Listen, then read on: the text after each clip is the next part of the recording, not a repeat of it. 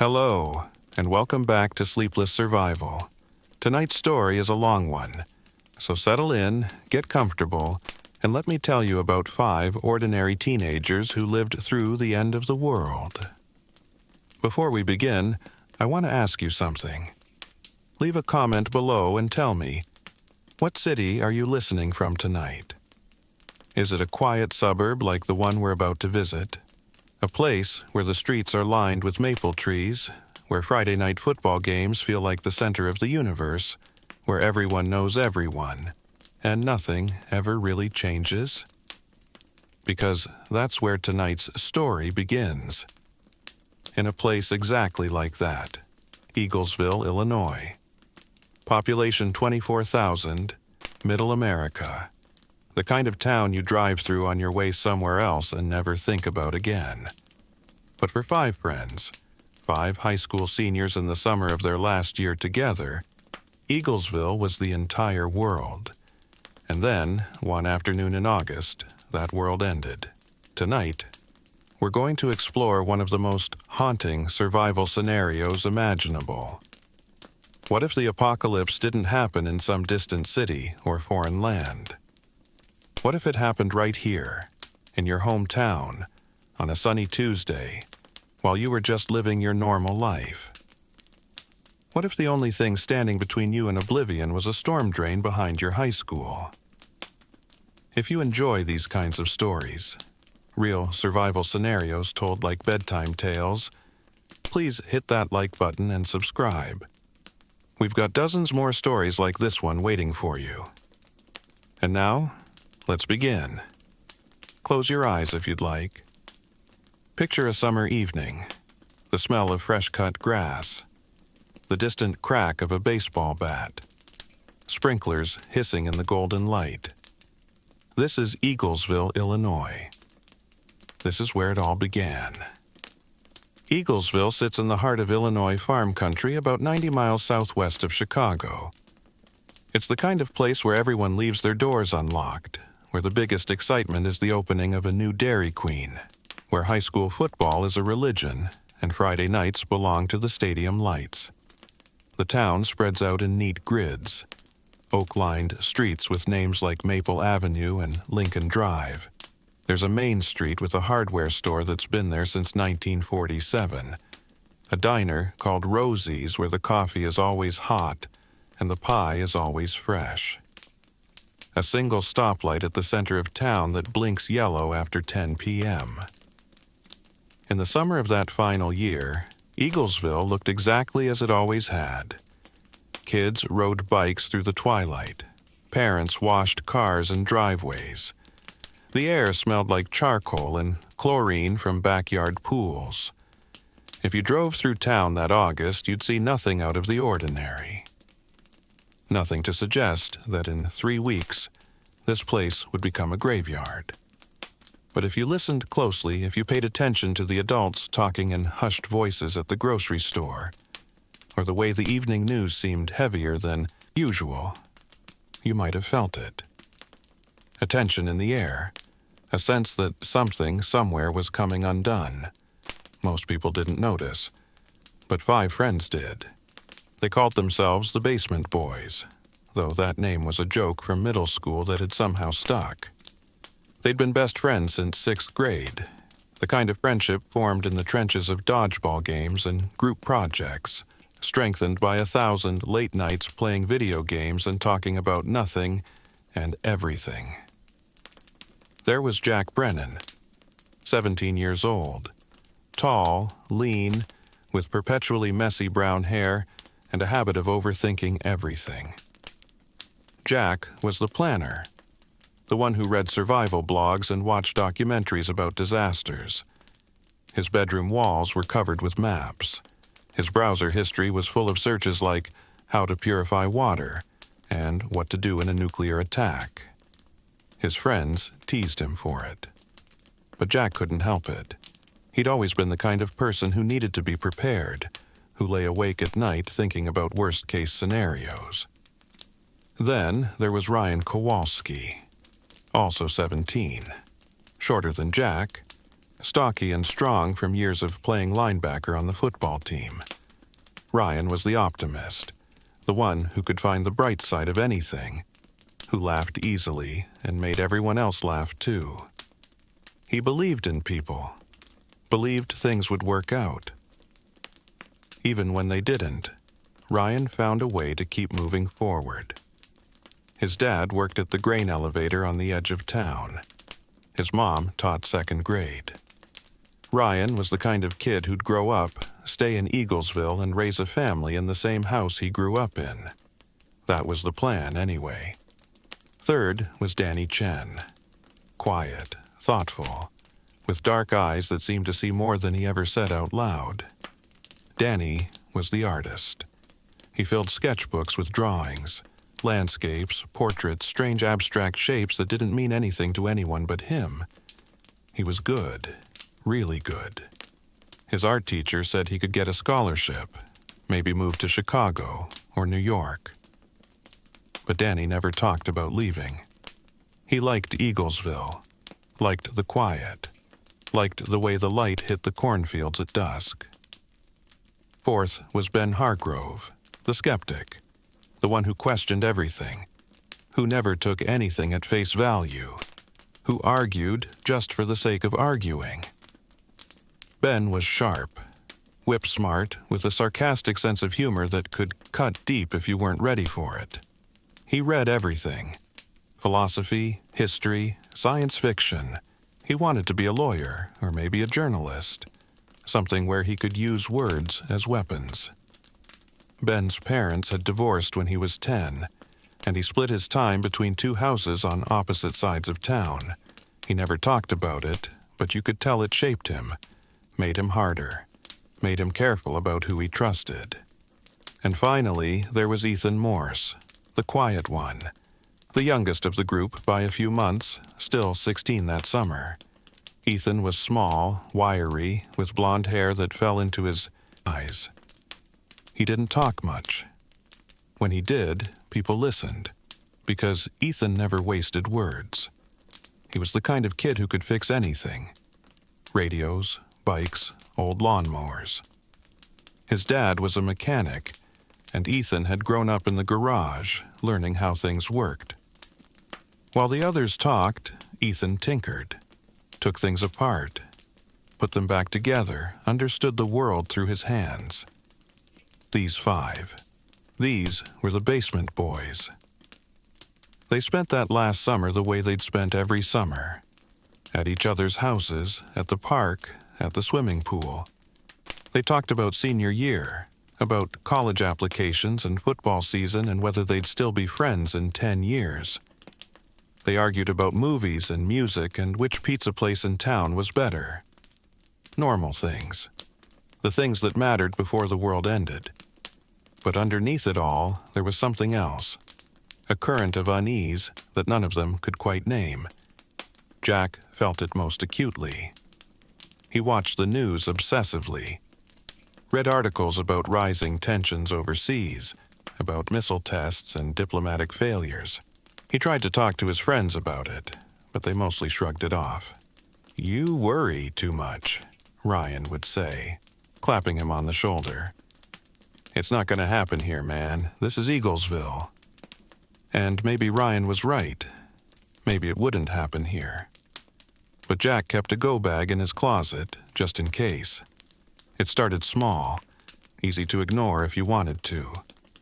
A headline here, a breaking news alert there, tensions in Eastern Europe. Saber rattling in the Pacific. Diplomatic talks breaking down. Jack's parents watched the news every night after dinner. His dad, a high school chemistry teacher, sat in his recliner with a beer and shook his head at the screen. His mom, a nurse at Eaglesville General, folded laundry and tried not to listen. "It's all posturing," his dad would say. "Nobody's stupid enough to actually do anything." But the news kept getting worse. In July, there was a missile test that went wrong, or went right, depending on who you asked. Some foreign power, some escalation that made the stock market drop, and the president give a speech about measured responses. In early August, there was a cyber attack. Power grids went down on the East Coast for 12 hours. Nobody knew who did it. Everybody blamed somebody. The radio stations started running PSAs about emergency preparedness.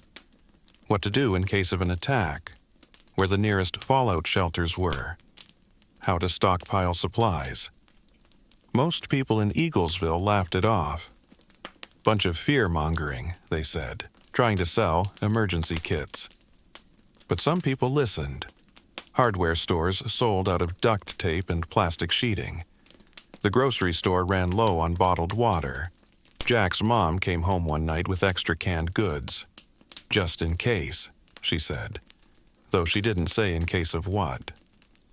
At school, summer classes for kids making up credits, the hallways buzzed with rumor and speculation.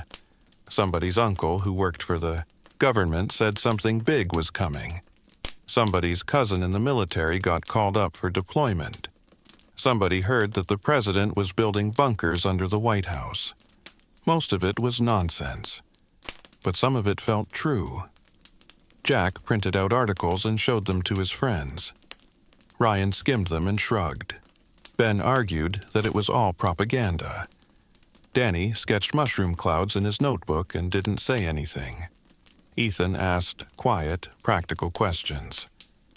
If something did happen, where would we go? Jack had an answer ready. He always did. The storm drains, he said, behind the school. The storm drains behind Eaglesville High School were a relic from the 1970s, part of the town's flood management system. A network of concrete tunnels, 7 feet high and wide enough for 2 people to walk side by side, running beneath the streets and fields on the east side of town. Most people forgot they existed. The entrances were hidden, metal grates covered with weeds and rust, tucked into hillsides and drainage ditches where nobody went. The basement boys found them by accident in 8th grade during a game of Explore the Abandoned Places in town. They'd pried open a grate near the baseball fields and climbed down into the cool darkness, flashlights cutting through the gloom. It was their secret spot after that, the place they went when they wanted to disappear for a while. The tunnels were dry most of the year, just a trickle of water along the center channel. The walls were covered in old graffiti, initials and dates going back decades, proof that other kids had found this place before them. The air smelled like concrete and rust and earth. It was cool in the summer, cold in the winter, quiet, private. They'd spent hours down there over the years, talking, playing cards by flashlight, escaping the heat. It was Jack's idea to go back that summer, late July, the first time they'd been down in almost a year. Just for old time's sake, he said, before senior year starts. They climbed down one humid afternoon, Ryan, Danny, Ben, Ethan, and Jack, dropping through the grate one by one into the tunnels below. Their voices echoed off the concrete. Someone made a joke about it smelling like a dungeon. Someone else said it smelled like old socks. They walked deeper into the network, following the main tunnel east toward the cornfields. Ethan shone his flashlight on the walls, tracing the old graffiti. Danny took photos with his phone, framing the way light spilled through distant grates. "Remember when we thought this place was haunted?" Ryan said, laughing. "You thought it was haunted," Ben corrected. "The rest of us knew better." They found their old spot, a wider section where the tunnel opened into a small chamber, a maintenance room with rusted shelves and an old metal door that didn't lead anywhere. Someone had left a folding chair years ago, and it was still there, covered in dust. Jack set down his backpack and pulled out a flashlight, a box of granola bars, a bottle of water. He'd brought supplies, like always. "What is this, a picnic?" Ben asked. "Just being prepared," Jack said. They sat in the chamber and talked the way they always did. about nothing and everything. Ryan told a story about football practice. Danny showed them sketches from his notebook. Ben ranted about a book he was reading. Ethan fiddled with an old radio he'd found in his garage, trying to get it to work. And Jack, quietly, casually, started talking about the news. "I've been thinking," he said. "If something ever did happen, like something bad, this would be a good place to hide." The others looked at him. "You mean like a tornado?" Ryan asked. "Or like something worse?" Ben rolled his eyes. "Here we go." But Jack kept talking. He explained the basics of fallout, of radiation, of how underground spaces could protect you from the worst of it. He talked about the thickness of the concrete, the depth of the tunnels, the ventilation shafts that led to the surface. "I'm not saying it's going to happen," Jack said. "I'm just saying, if it did, we'd have a place to go." Nobody said anything for a moment. The tunnel dripped somewhere in the distance. "You really think it could happen?" Danny asked quietly. Jack hesitated. "I don't know, but I'd rather be ready and wrong than unprepared and right." Ethan spoke up. "What would we need?" And just like that, it stopped being theoretical. They spent the next hour talking through it. What supplies they'd need, how much water, how long they could last. Jack had thought about this. Of course he had. And he had answers ready. Food, water, batteries, first aid. A way to seal the entrances. A plan for rotating watch shifts. "You've really thought this through," Ben said. It wasn't quite mocking, almost impressed. "Yeah," Jack admitted. "I have." They agreed, half joking, to stash some supplies down there. Just in case. Just as a backup plan that would never be needed. As they climbed back out into the sunlight, the sky above was clear and blue. The summer air was thick and warm. Cicadas screamed in the trees. Everything felt normal. But 2 weeks later, there was a storm. Not the kind you hide from. The kind that changes everything. The first sign was the weather. Early August in Illinois is usually hot and still, the air like a wet blanket pressed against your skin. But that week, something shifted. The heat broke. Clouds rolled in, high, thin clouds that didn't look like rain. The wind picked up. The light turned strange, flat, and pale. People noticed, but didn't think much of it. Then came the alerts. Jack saw the first one on his phone on a Tuesday morning. A push notification from a news app. Heightened alert status following overseas incident. He opened the article, skimmed the details. A military installation hit. Retaliation promised. Diplomats evacuated. The language was vague, the way it always was when things were serious. He texted. The group chat. Jack, "You guys seeing this?" Ryan, "Seeing what?" Jack, "The news. Something happened." Ben, "Something's always happening. Relax." But Jack couldn't relax. He refreshed the news all morning. More articles appeared, more alerts. The tone shifted from concern to alarm. Words like escalation and red line and response imminent. By afternoon, the local radio stations were talking about it. By evening, every news channel was wall-to-wall coverage. Jack's parents watched in silence. His mom held a dish towel, forgotten in her hands. His dad's beer sat untouched on the side table. "Is this real?" Jack asked. His dad didn't answer right away. "I don't know," he said finally. "I hope not." The basement boys met at the park that night. The one near the high school, with the rusty swings and the basketball court with the bent rim. They sat on the picnic tables and watched the sky. It looked different, wrong somehow. Too pale, too empty.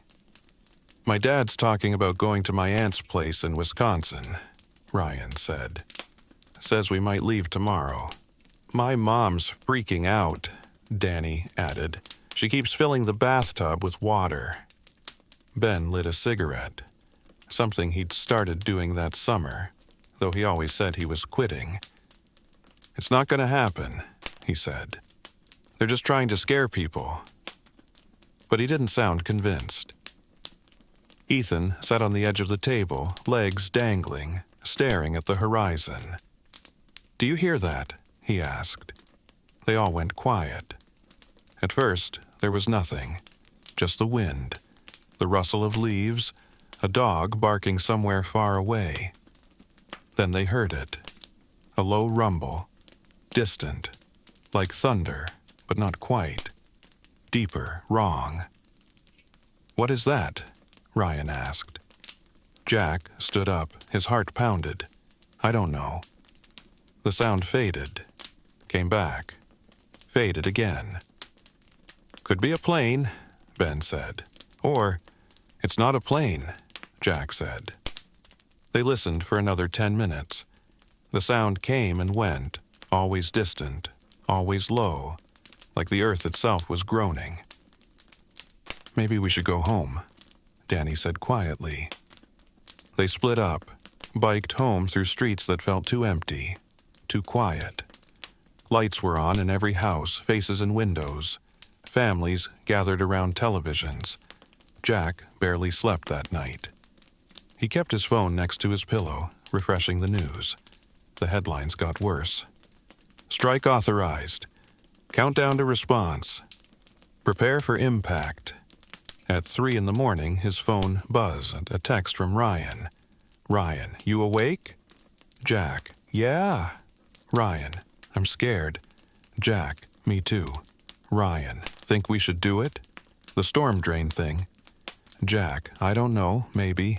Ryan, "Let me know. I'm ready if you are." Jack stared at the ceiling. The house was silent. Outside, the wind rattled the windows. He thought about his parents, about his friends, about Eaglesville, quiet, ordinary Eaglesville where nothing bad ever happened. And he thought about what Jack Brennan, the planner, the worrier, the kid who'd spent 3 years preparing for the worst, would do if the worst actually came. He didn't text back. Not yet, because maybe tomorrow would be normal. Maybe this would all blow over. Maybe. He closed his eyes and tried to sleep. But deep down, he knew. Tomorrow wouldn't be normal. Tomorrow, everything would change. Wednesday morning broke with sirens. Not tornado sirens. Not the weekly tests that everyone ignored. These were different. Urgent. Continuous. The kind of sound that makes your stomach drop before your brain understands why. Jack woke to his phone, screaming. "Emergency alert, presidential message." The words blurred together, but the meaning was clear. Ballistic missile threat inbound. Seek immediate shelter. This is not a drill. He was out of bed before he finished reading. His hands shook as he grabbed clothes, pulled on shoes. His go bag was in the closet where he'd kept it for 2 years. He threw it over his shoulder. The house was chaos. His mom was crying, phone pressed to her ear. His dad was in the garage, trying to move boxes, clear space, make room in the basement. "Jack!" his dad shouted. "Get down here, now!" But Jack was already moving, through the kitchen, toward the door. "Where are you going?" His mom's voice, high and desperate. "To find Ryan and the guys." "Jack, no, there's no time. I'll be okay. I promise I love you." He didn't wait for a response. Couldn't. Because if he stopped, if he thought about it, he'd never leave. He burst out the front door into a world that had gone insane. Cars jammed the street, honking, going nowhere. People ran with suitcases, with children, with nothing. Sirens wailed from every direction. The sky was a sick gray yellow, the color of old bruises. And the wind, God, the wind, it had picked up since last night. strong now, gusting, pulling at his clothes and hair. It carried the smell of ozone and something else, something chemical and wrong. Jack threw his leg over his bike and pedaled. Down Maple Avenue, past the Johnson's house where Mrs. Johnson stood in her yard, staring at the sky, hands over her mouth, past the elementary school where someone had crashed a car into the flagpole. The wind pushed against him. Leaves and debris swirled through the air. A trash can tumbled across the road. His phone buzzed. The group chat. Ryan, everyone seeing this? Ethan, where are you guys? Danny, I'm home alone. Parents left for work already. Ben, this is real. This is actually real. Jack, storm drains, now. Grab whatever you can and go. He didn't wait for replies. The streets were a nightmare. Cars blocking intersections. People screaming. A woman fell on the sidewalk and no one stopped to help her. Everyone running, everyone terrified. Jack pedaled harder. He saw Ryan first, sprinting down Lincoln Drive with a backpack bouncing against his shoulders, his face red and streaked with tears. Jack, Ryan's voice cracked. My parents already left. They went to my aunt's. I couldn't find them. It's okay, Jack said. Though nothing was okay. Come on. They rode together, side by side, the wind howling around them. Danny came from the other direction, also on a bike, a duffel bag strapped across his chest. His eyes were wide, unfocused. Shock. Ben appeared from a side street running at full speed, a backpack slapping against his spine. He'd been at his mom's house. She'd left early for work. He'd been alone when the sirens started. Over here, Jack shouted. Ben changed direction, sprinting towards them. They found Ethan 2 blocks from the school. He was walking, not running, a large hiking pack on his back, his face calm, too calm, like he'd shut down to keep from feeling anything. Ethan, Danny yelled. Ethan looked up, nodded, started jogging toward them. The 5 of them converged at the corner of Lincoln and Oak. 5 boys, 5 backpacks, 5 terrified faces trying to look brave. Everyone here? Jack asked, breathless. They nodded. No words. Just nods. The sirens were louder now, closer, or maybe they were everywhere. We have to go, Ethan said quietly. Now. They rode the last 3 blocks to the high school. The parking lot was empty. No cars, no people. Everyone had fled or hunkered down. Behind the school, past the baseball fields, the drainage ditch waited. The grate, their entrance to the tunnels. They dropped their bikes in the grass and ran. The wind was a physical force now. It knocked Danny sideways. Ryan had to grab him to keep him from falling. Debris flew through the air. A piece of metal roofing tumbled past like a playing card. Tree branches snapped and fell. Hurry! Jack shouted. Ethan reached the grate first. He dropped his pack and grabbed the crowbar he'd brought, wedging it into the gap. The metal screamed as he pried it open. Ben helped him. Together they pulled. The grate resisted, then gave way. The dark mouth of the tunnel yawned open. Go! Jack pushed Ryan toward the entrance. Ryan grabbed his bag and dropped into the darkness. Danny followed. Then Ben. Then Ethan. Jack stood at the edge, bag in hand, looking back one more time. The wind roared. The sirens screamed. The sky pressed down like a weight. This was it, the last moment of the world before. Jack! Ryan's voice from below. Now! Jack took one last breath of the outside world, tasted dust and fear. Then he dropped into the darkness. His feet hit the ladder. He climbed down fast, hands slipping on the rusty metal. Above him, Ethan was pulling the grate back into place. The tunnel swallowed the sound of the wind, muffled the sirens. Jack's feet hit the concrete floor, and he stumbled, caught himself. Flashlights clicked on, 5 beams cutting through the dark. "We have to seal it," Jack said. His voice echoed strangely. They worked together. Ethan and Ben on the grate, using wire and debris to wedge it shut from the inside. Not perfect, but enough. Jack looked at his watch. 11:43 a.m. His phone buzzed one last time. A text from his mom. "Mom, we love you, baby. Stay safe, find shelter. We're in the basement. We'll find you when this is over. I love you so much." Jack stared at the words, tried to text back. No signal. The message wouldn't send. "Jack," Danny said softly, "we need to move deeper." Jack nodded, pocketed his phone. They walked into the tunnel, away from the entrance, away from the light. 5 boys with backpacks and flashlights and fear. 5 boys who'd left their families behind, who'd chosen to run, to survive, to trust in a plan made during a summer afternoon that felt like a lifetime ago. The concrete walls closed around them. The temperature dropped. The sound of their footsteps echoed ahead and behind. They reached the first junction, turned east, kept walking. And then, at 11:47 a.m., the world ended. They felt it before they saw it. A change in the air, a pressure that made their ears pop. The tunnel itself seemed to hold its breath. Then, light.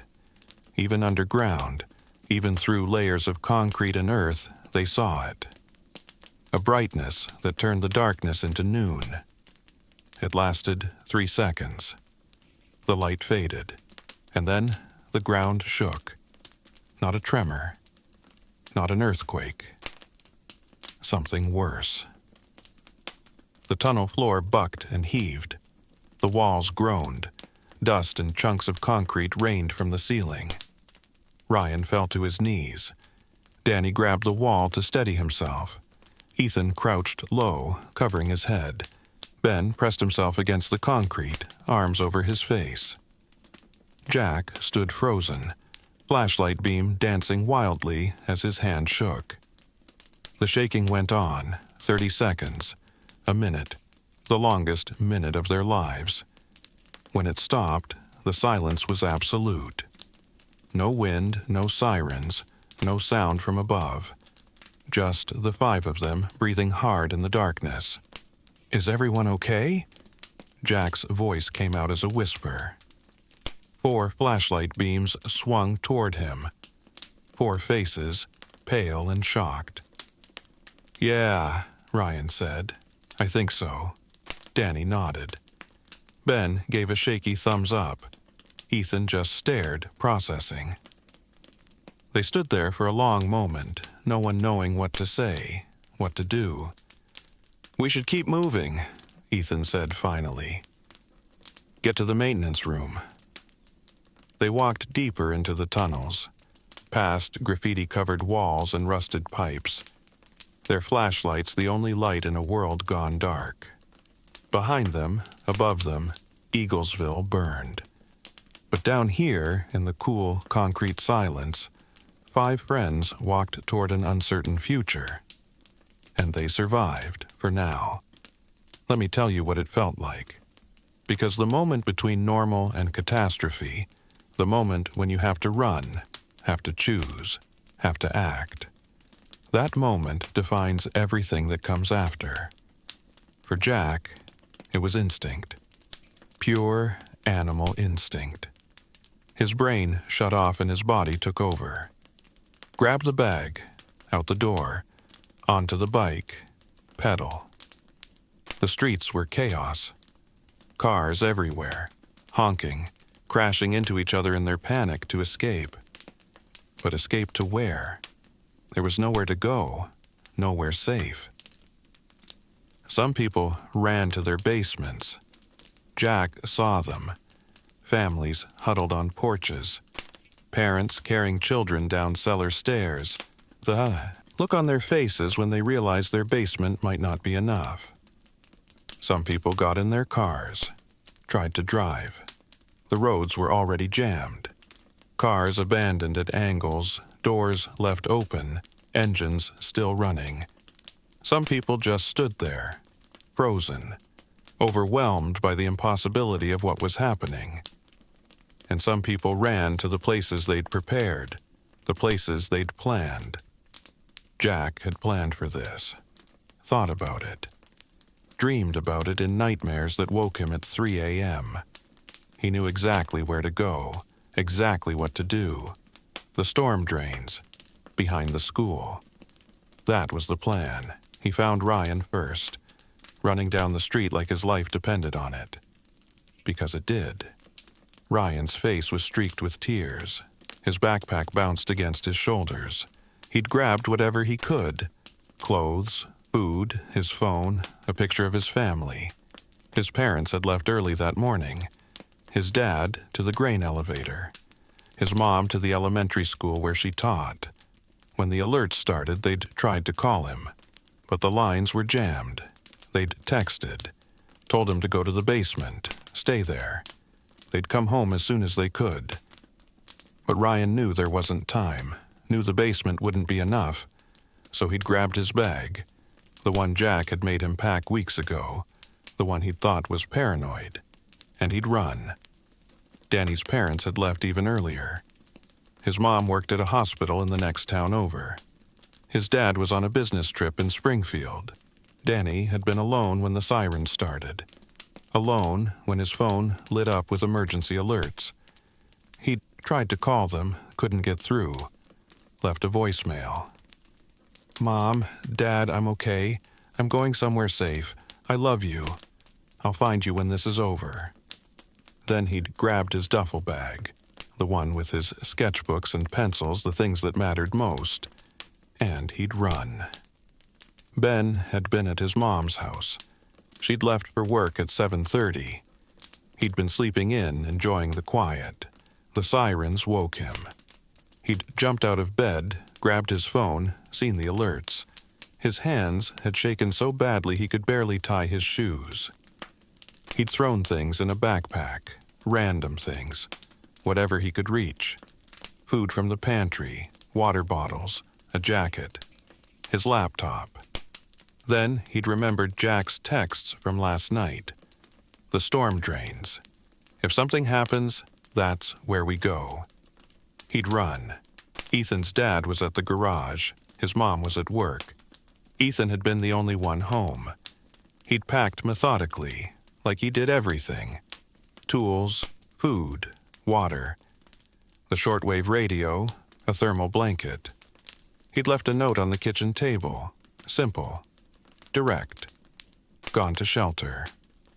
Storm drains behind school. Find me there. He didn't know if they'd see it, didn't know if they'd have time to look, but he left it anyway. When the five of them converged, Jack and Ryan first, then Danny, then Ben, then Ethan, there was a moment of recognition. Relief. Terror. They were together, all five, the basement boys. One last time. They didn't have time to talk. Didn't have time to plan. The wind was screaming. The sirens were screaming. The sky was the wrong color. They just rode, pedaled as hard as they could, through streets filled with chaos and fear. When they reached the baseball fields, the wind was so strong Jack could barely stand. It tore at his clothes, his hair. Debris flew through the air like shrapnel. The sky had turned the color of sulfur, yellow and gray and wrong. They ran through the grass, stumbling, falling, getting back up. The drainage ditch, the grate, their entrance. Ethan and Ben pried it open with the crowbar. The metal screamed, the wind howled. One by one, they dropped into the darkness, and the world above them, The world of sun and wind and sirens disappeared. The tunnel swallowed them. Cool. Dark. Silent except for their ragged breathing. They were safe for now. But safe was a relative term, because the world they'd known, the world of homes and families and Friday night football, that world was ending. And they were just 5 kids in a concrete tunnel, hoping they'd made the right choice. The tunnel system beneath Eaglesville was more extensive than most people realized. It wasn't just a single pipe, it was a network.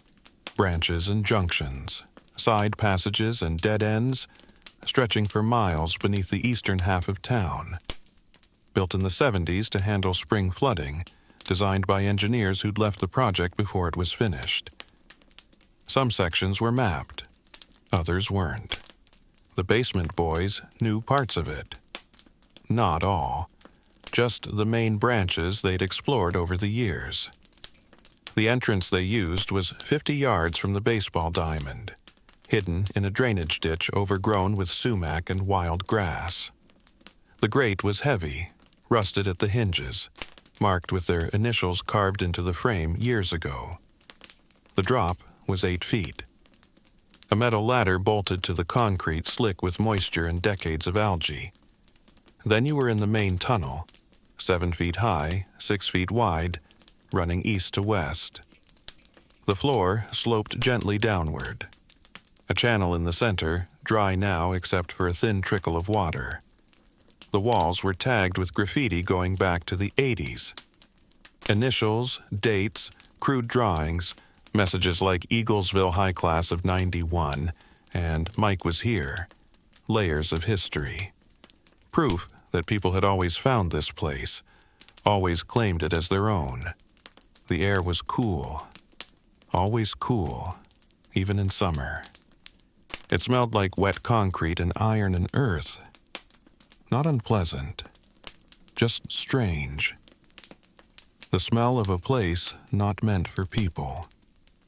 Walk east for 200 feet and you reach the first junction. 3 tunnels branching off. One north toward the neighborhoods, one south toward the fields, one continuing east into the deeper system. The ceiling here was reinforced with steel beams. Water stains marked the walls. Echoes carried strangely, bouncing and distorting. Another 100 feet east, past rusted pipes and crumbling brickwork, you came to the maintenance chamber. It wasn't much, just a widening in the tunnel, 12 feet by 12 feet with a higher ceiling and a set of old shelves bolted to the wall. There was a metal door at the back, rusted shut, that probably led to a service shaft. A ventilation grate high on one wall that let in slivers of daylight. A folding chair, an ancient fire extinguisher, some forgotten tools. This was their place, the room they'd claimed, and this was where they'd decided to survive. When they first descended that morning, dropping into the darkness with their backpacks and their fear, they moved quickly. Down the ladder, into the tunnel, flashlights sweeping the walls. Jack led the way. He knew the path by heart, past the graffiti, past the junction, into the chamber. "Here," he said. "This is it." They set their bags down. The sound echoed. Someone's flashlight flickered. Ryan leaned against the wall, chest heaving. Ben sat on the floor, head in his hands. Danny stood motionless, staring at nothing. Ethan checked the chamber methodically. The walls, the ceiling, the door. For a long moment, no one spoke.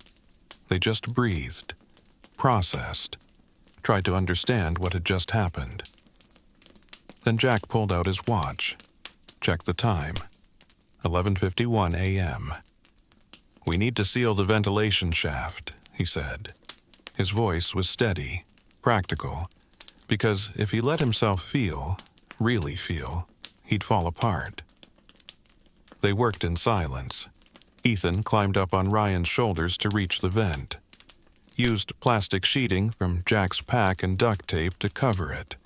Not airtight. couldn't be, but enough to reduce the airflow, reduce the contamination. When it was done, they stood back and examined their work. The chamber felt different now, quieter, more isolated, like a tomb. "What do we do now?" Danny asked quietly. "We wait," Jack said. "We stay down here for at least 2 weeks, maybe longer." 2 weeks, Ben repeated. He laughed. It wasn't a happy sound. 2 weeks in a concrete box, while everything up there is... He stopped, couldn't finish. No one could. They sat in a circle in the center of the chamber. 5 boys, 5 flashlights, the beams crossing and overlapping in the darkness. And they waited for the radiation to settle, for the danger to pass, for some sign that the world above still existed. They waited in the darkness, and they didn't know if morning would ever come again. The grate was their lifeline and their prison. It was the only way in, the only way out. A square of rusted metal between them and the surface, between safety and radiation, between the world that was and the world that would be. They'd sealed it as best they could when they descended. Ethan and Ben working together, using wire from Ethan's pack to secure it from the inside. They'd wedged pieces of broken concrete against it, made it difficult to open from either direction. Not permanent, but secure enough. Jack knew the basics of fallout. He'd read about it, watched videos, studied diagrams. Fallout was ash, radioactive particles carried by wind and weather, settling over everything like deadly snow. The most dangerous period was the first 48 hours. After that, it decayed, slowly, but enough that survival became possible. If you could shield yourself, if you could put mass between you and the particles, you could live. Concrete was good. Earth was better. A storm drain 7 feet underground, sealed tight, was nearly ideal. Nearly. The ventilation shafts were the weak point. Small openings high in the tunnel walls, leading up to the surface through narrow pipes. They couldn't block them completely. They needed air to breathe, but they could reduce the flow, cover them with plastic and tape, create a barrier. Jack explained this to the others. Drew diagrams in his notebook by flashlight. Showed them where the vents were, how they'd sealed them, how long they'd need to stay inside. 2 weeks minimum, he said. After that, the radiation levels will have dropped significantly. Still dangerous, but survivable for short periods. "How do we know when it's safe?" Ryan asked. "We don't, not for sure, but there are signs. If we hear aircraft, voices, rescue operations, that means people are moving around up there. That means it's safer." "And if we don't hear anything?" Ben asked. Jack didn't answer. Didn't need to. They all knew what silence would mean. The chamber where they'd gathered was the safest spot in the tunnel system. Deepest underground. Farthest from the entrance. The concrete here was thicker, reinforced with steel beams. The walls were solid. No cracks, no obvious weak points. It would be their home. For now. For as long as they needed it to be. They arranged their supplies along one wall, water bottles in a line, cans of food stacked like a tiny pantry, the first aid kit, the tools, the radio. It looked pathetically small, not enough to last 2 weeks. Definitely not enough for longer, but it was what they had, and they'd make it work. Because what choice did they have? As the afternoon wore on, though they couldn't see the sun, could only guess by the passage of time, the reality of their situation settled over them like a weight. They were alone, 5 teenagers in a concrete tunnel. No adults, no authority, no one to tell them what to do. just them. And the long, uncertain days ahead. Time is strange underground, without the sun, without the rhythm of day and night, without clocks that work or schedules to keep. Time becomes elastic. It stretches, compresses, loses meaning. The first night, if it was night, they could only guess, felt endless. They sat in the maintenance chamber with flashlights dimmed to conserve batteries. The darkness pressed in from all sides, heavy, absolute. Water dripped somewhere in the distance, a steady rhythm, drip, drip, drip. It became the only marker of passing time. No one could sleep. They tried, spread out on the concrete floor, using jackets and backpacks as pillows, but sleep wouldn't come. Every time someone closed their eyes, they saw the flash, felt the ground shake, heard the sirens. So they talked instead, quietly, almost whispers, like speaking too loudly would disturb something. Ryan told stories about his family, about his dad teaching him to drive stick shift in an empty parking lot, about his mom making pierogies at Christmas, flour everywhere, the kitchen warm and full of laughter, about his little sister who collected rocks and wanted to be a geologist. He talked about them like they were still there, still alive, still waiting for him to come home. Maybe they were. Maybe. Danny talked about art, about the first time he realized he could draw. Really draw, not just stick figures. He'd been 8 years old, copying a picture from a book, and something had clicked. The pencil had become an extension of his hand. The paper had become a world he could create. He talked about paintings he wanted to make, places he wanted to see, the Art Institute in Chicago, the museums in New York, landscapes he'd only seen in photographs. I was going to apply to schools, he said, this fall. My teacher said I had a shot at scholarships. Past tense. Was going to. Like that future had already died. Ben talked about books, about stories, about the power of words to create and destroy. He quoted passages from memory, Orwell, Bradbury, Vonnegut, writers who'd imagined apocalypses, who'd warned about this exact thing. They tried to tell us, he said. All these writers, all these stories. They tried to show us what could happen, and we didn't listen. We're just kids, Ryan said. What were we supposed to do? Survive, Ben said. That's what we're supposed to do now. Ethan didn't talk much. He sat with his back against the wall, working on the shortwave radio by flashlight, taking it apart, examining the components, trying to get it to receive something, anything, static. That's all he found. White noise filling the chamber.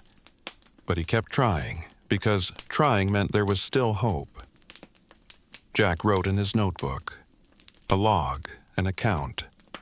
Everything that had happened, everything they'd brought, everything they'd need to do. He wrote like someone might read it someday, like this might be the only record of what happened here. Day 1, August 14th, 11:47 a.m. Impact. 5 survivors in storm drain system beneath Eaglesville High School.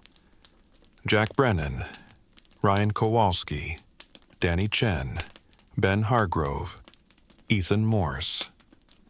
All accounted for. All healthy.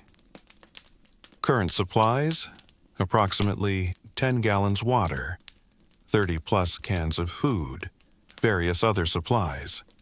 Plan. Remain underground minimum 2 weeks. Conserve resources. Monitor radio for rescue signals. He paused, stared at the page. What else was there to say? That the world had ended? That everything they knew was gone? That 5 kids were huddled in the darkness hoping to survive long enough to see what came next? He added one more line. We're scared, but we're together. That has to count for something. Somewhere around midnight, or what felt like midnight, Ryan started crying. Not loud, just quiet sobs he tried to muffle with his hands. Danny moved closer, put an arm around his shoulders, didn't say anything, just sat with him. Ben looked away, his jaw clenched, his eyes bright. Ethan kept working on the radio, hands steady. And Jack wrote, because writing was the only thing keeping him from crying, too. They didn't talk about what they'd lost. Couldn't. Not yet. The grief was too big, too overwhelming. If they let themselves feel it, really feel it, they'd drown. So they held it at bay, pushed it down, focused on the practical things. Water, food, sleep, survival. The grief could wait. It would still be there tomorrow, and the day after that, and all the days to come. Morning came, or what they decided was morning, based on their watches and their best guesses about time. They'd slept a little. Maybe an hour here, 30 minutes there. Fitful, restless sleep full of bad dreams. But they'd survived the first night. That was something. When enough of them were awake, when flashlights clicked on, and someone groaned about a sore back from sleeping on concrete, Jack sat up. "We should do inventory," he said. "See what we have." Always practical, Ethan. Always focused on the next step. They gathered in the center of the chamber. 5 backpacks, 5 boys. Whatever they'd managed to grab in those final, frantic minutes. Jack went first, opened his go bag. He'd been preparing this for 2 years, keeping it stocked, keeping it ready. 3 gallons of water, he said, pulling out bottles. 12 cans of food, soup, beans, tuna, a box of granola bars, a first aid kit, flashlight, extra batteries, box of matches, candles, a tarp, duct tape, rope, a pocket knife, a hand crank radio, notebook and pens. He laid everything out in a neat line, organized, accounted for. Ryan went next. His pack was hastily thrown together, but he'd remembered the important things. 2 gallons of water, some cans, I don't know what. I just grabbed stuff from the pantry. Looks like corn, chili, peaches, a loaf of bread, peanut butter, my phone, a charger, not that it matters now, some clothes, a blanket, and this. He pulled out a framed photograph. 5 smiling faces. His family. Mom, Dad, Ryan, his little sister, his older brother. All of them at the lake last summer. Sunburned and happy. His voice cracked on the last item. He set the framed photo carefully on the floor. 5 smiling faces, a world ago. Danny's pack was lighter. He hadn't been thinking about survival when he packed. He'd been thinking about what he couldn't leave behind.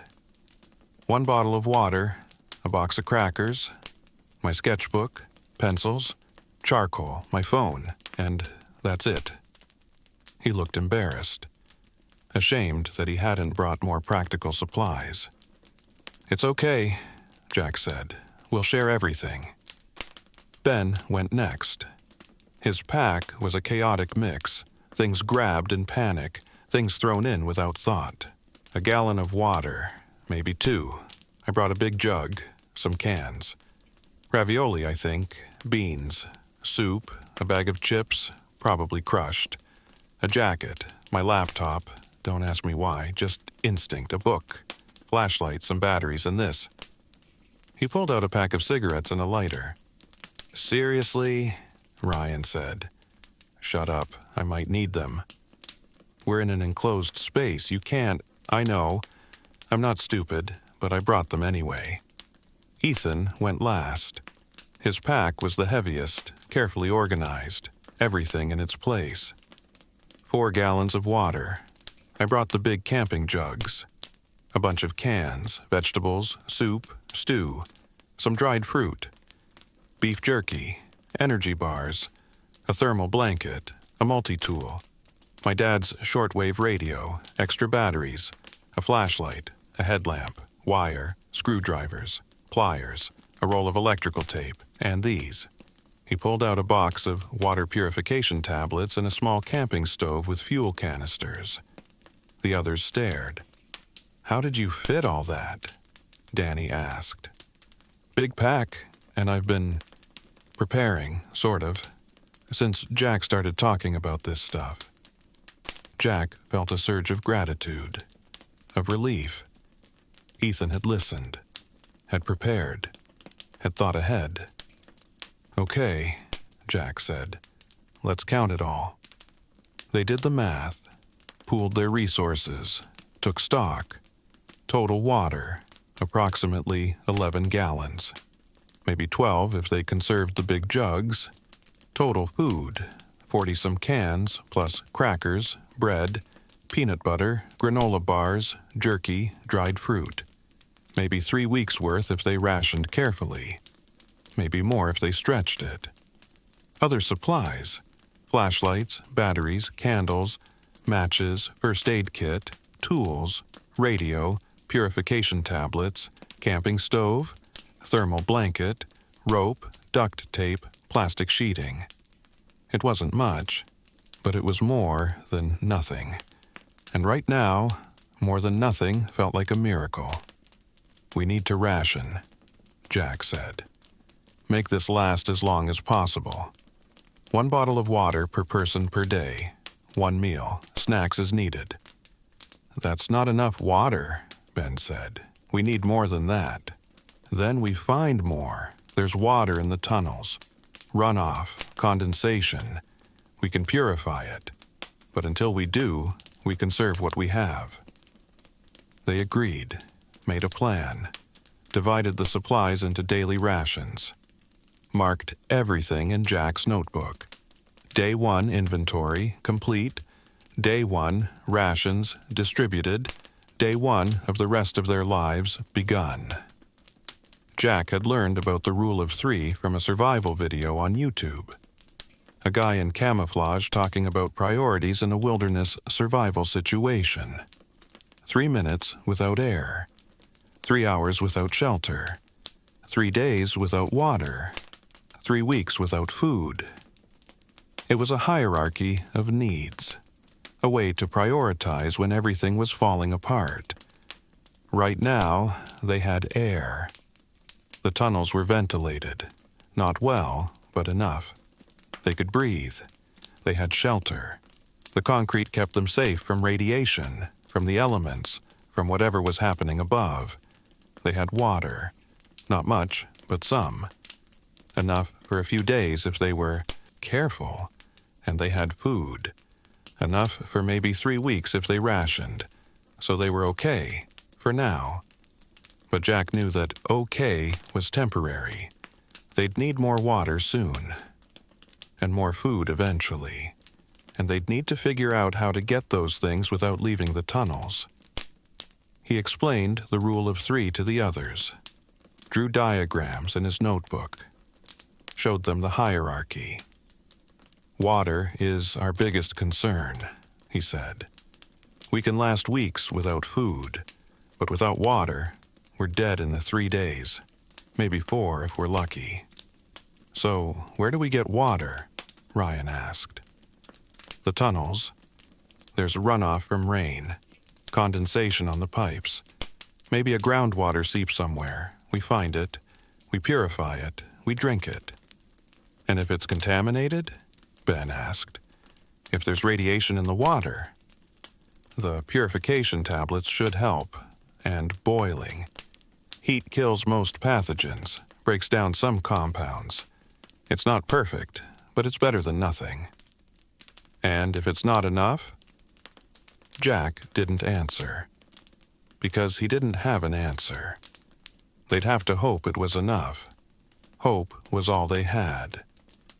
Ethan got the camping stove working. A small butane burner, blue flame hissing in the darkness. It was the first real light they'd had besides flashlights. The flame danced and flickered, cast shadows on the walls, made the chamber feel almost warm. They huddled around it like a campfire, like they were out in the woods on a camping trip, not trapped underground in the aftermath of nuclear war. "We should conserve fuel," Jack said. "Use it only when we need to boil water or cook something. Otherwise, flashlights and candles."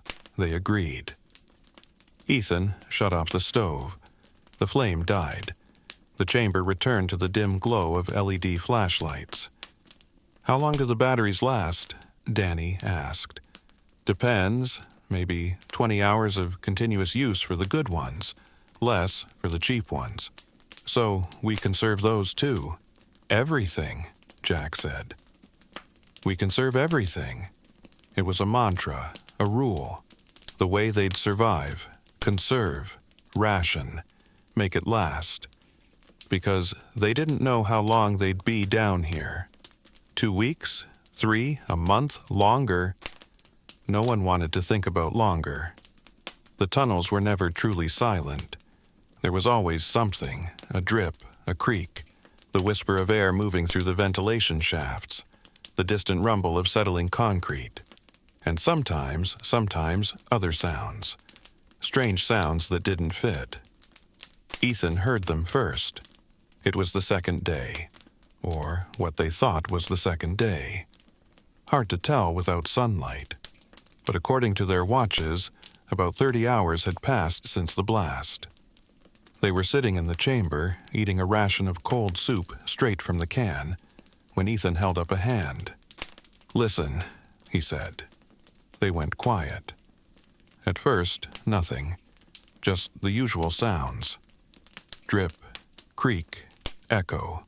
Then, a low rumble, distant, vibrating through the pipes that lined the tunnel walls. "What is that?"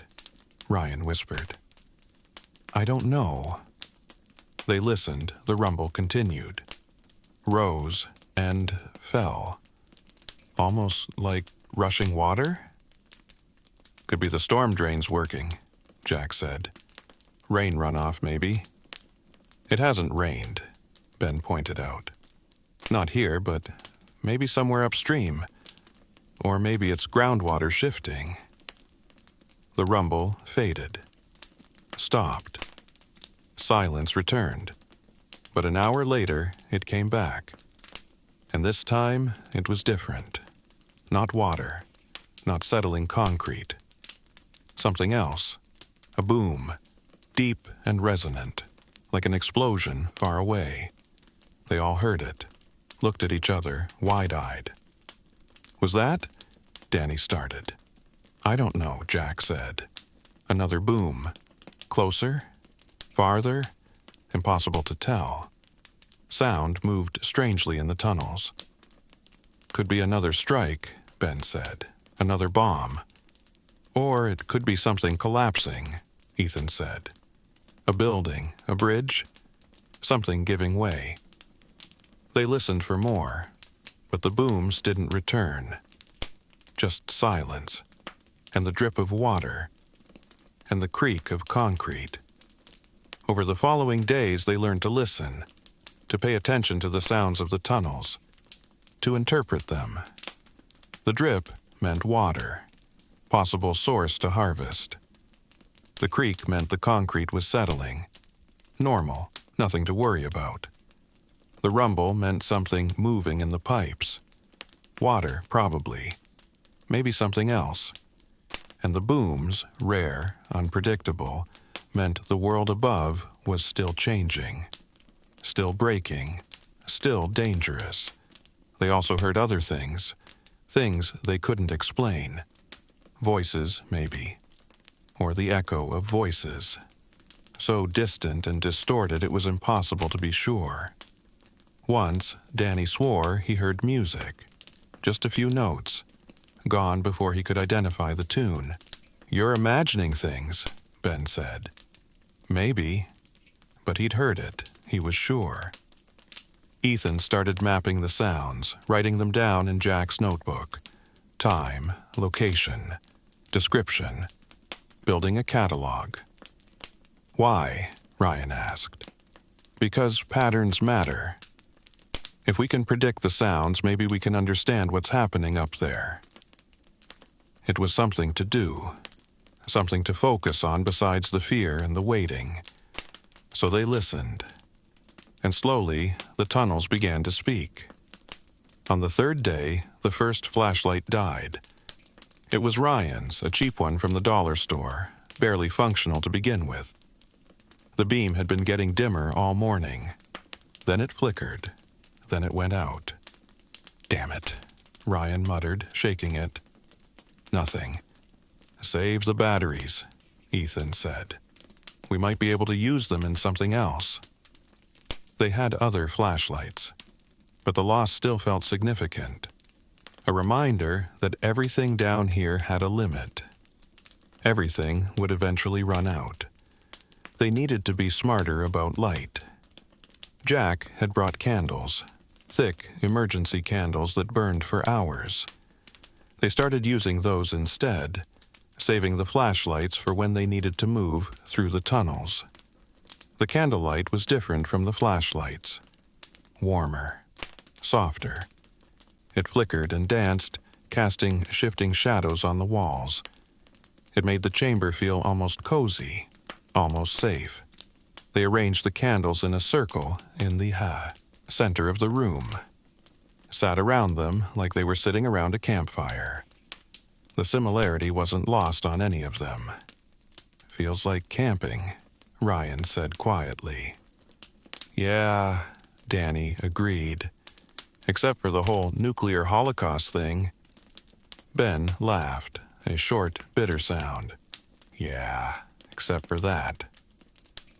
They learned to conserve the candles, too. Light one at a time. Let it burn for a few hours. Blow it out. Rest in darkness for a while. Light another when they needed it. The darkness became normal, comfortable, even. They adapted to it, learned to navigate by memory and touch. Their eyes adjusted, pupils dilating, catching the faintest glimmers of light from the distant ventilation shafts. It wasn't much, but it was enough. Fire became precious, sacred almost. The camping stove was their only source of heat. They used it sparingly, once a day, maybe twice, enough to boil water, enough to heat a can of soup. The blue flame was a luxury, a reminder of civilization, of technology, of the world before. When it was lit, they all gathered around it, held their hands over the heat, felt the warmth on their faces. It made them feel human again. But fuel was limited. The canisters wouldn't last forever. Maybe a week, maybe 2.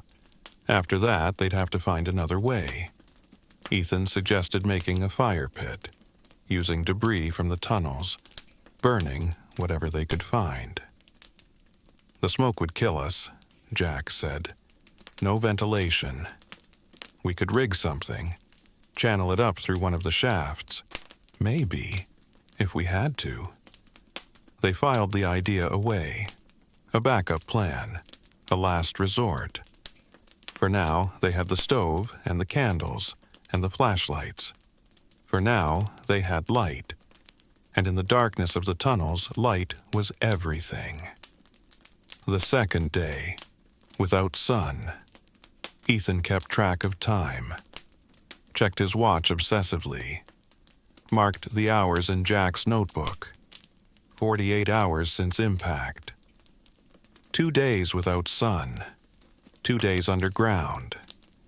It felt like longer, like weeks, like forever. The lack of sunlight was messing with them. They all felt it. A weird disorientation. A sense that time had stopped or stretched or broken somehow. Their sleep schedules were chaos. Ryan slept for 12 hours straight, then couldn't sleep at all. Danny catnapped constantly. Ben stayed awake for what felt like an entire day, then crashed hard. Only Jack and Ethan tried to maintain some kind of routine. Sleep at night, or what they decided was night. wake in the morning, 8 hours of rest, 16 hours of activity, but even they struggled.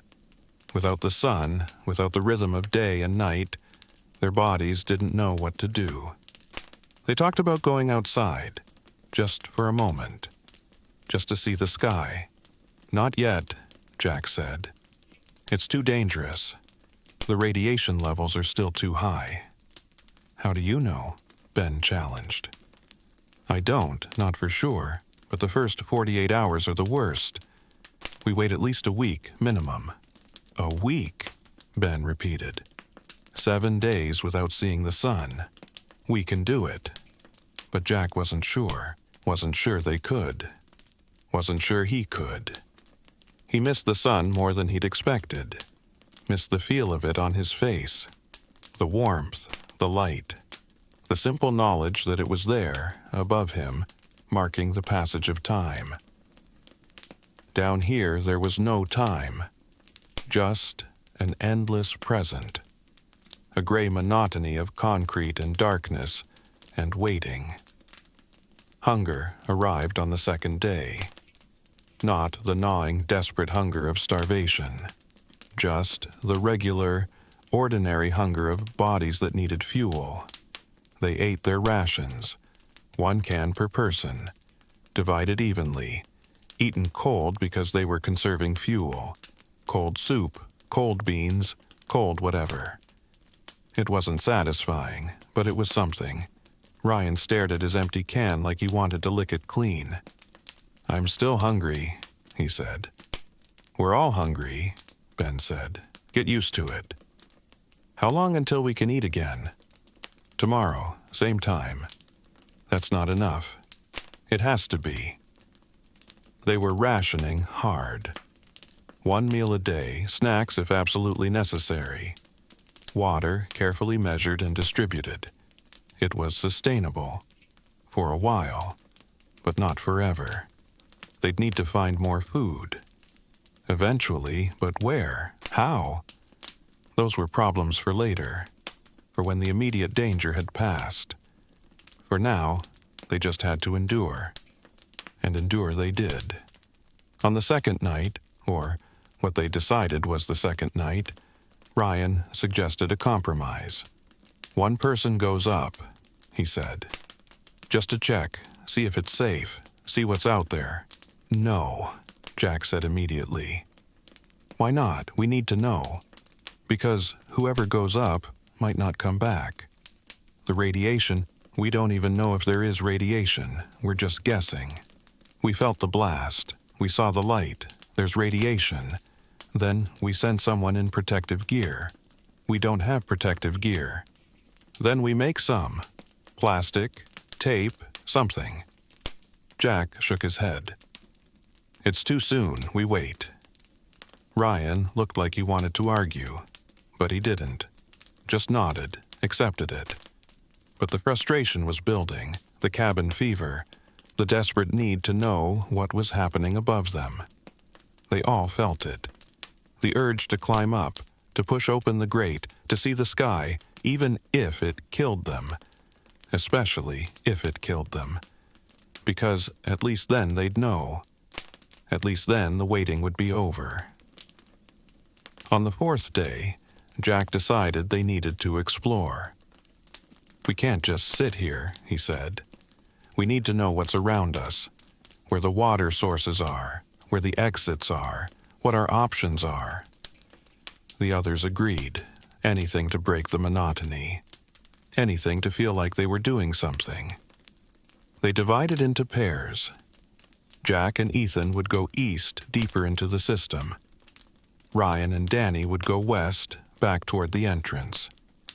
Ben would stay in the chamber, guarding their supplies and monitoring the radio. They agreed to be gone no more than an hour. To mark their paths. To stay safe. Jack and Ethan set out with flashlights and chalk. They walked slowly, carefully, mapping every turn and junction, marking the walls with arrows pointing, back to the chamber. The tunnels extended farther than they'd thought. Miles, probably. Branching and interconnecting. Some sections were clean and maintained. Others were filled with debris, broken concrete, rusted metal, old trash. They found side chambers, small rooms carved into the concrete, maintenance access points, storage areas. Most were empty, but some had equipment, old tools, coils of wire, buckets, a ladder. They cataloged everything, took notes, drew maps. In one chamber, they found a water pipe, active, dripping from a joint. "Here," Ethan said, "water source." They collected some in a bottle, held it up to the flashlight, clear, no obvious contamination. "We'll purify it," Jack said. "Boil it, see if it's safe." They marked the location. Drew a detailed map back to the chamber. Farther east, the tunnel sloped downward. The air grew cooler, damper. The sound of water was louder here. "There must be an underground stream," Jack said, "or a collection point."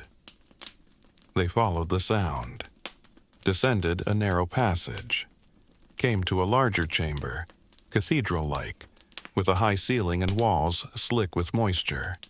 In the center, a pool, dark water, still and deep. "Is it safe?" Ethan asked. "I don't know, but it's a resource. We'll test it." They marked the location, added it to the map. Ryan and Danny explored west, back toward the entrance, through familiar tunnels toward the grate where they'd entered. They moved quietly, cautiously, like they were afraid to disturb something. The tunnels near the entrance were brighter. Light filtered down through the grate, pale, dusty. They approached carefully, looked up through the metal bars.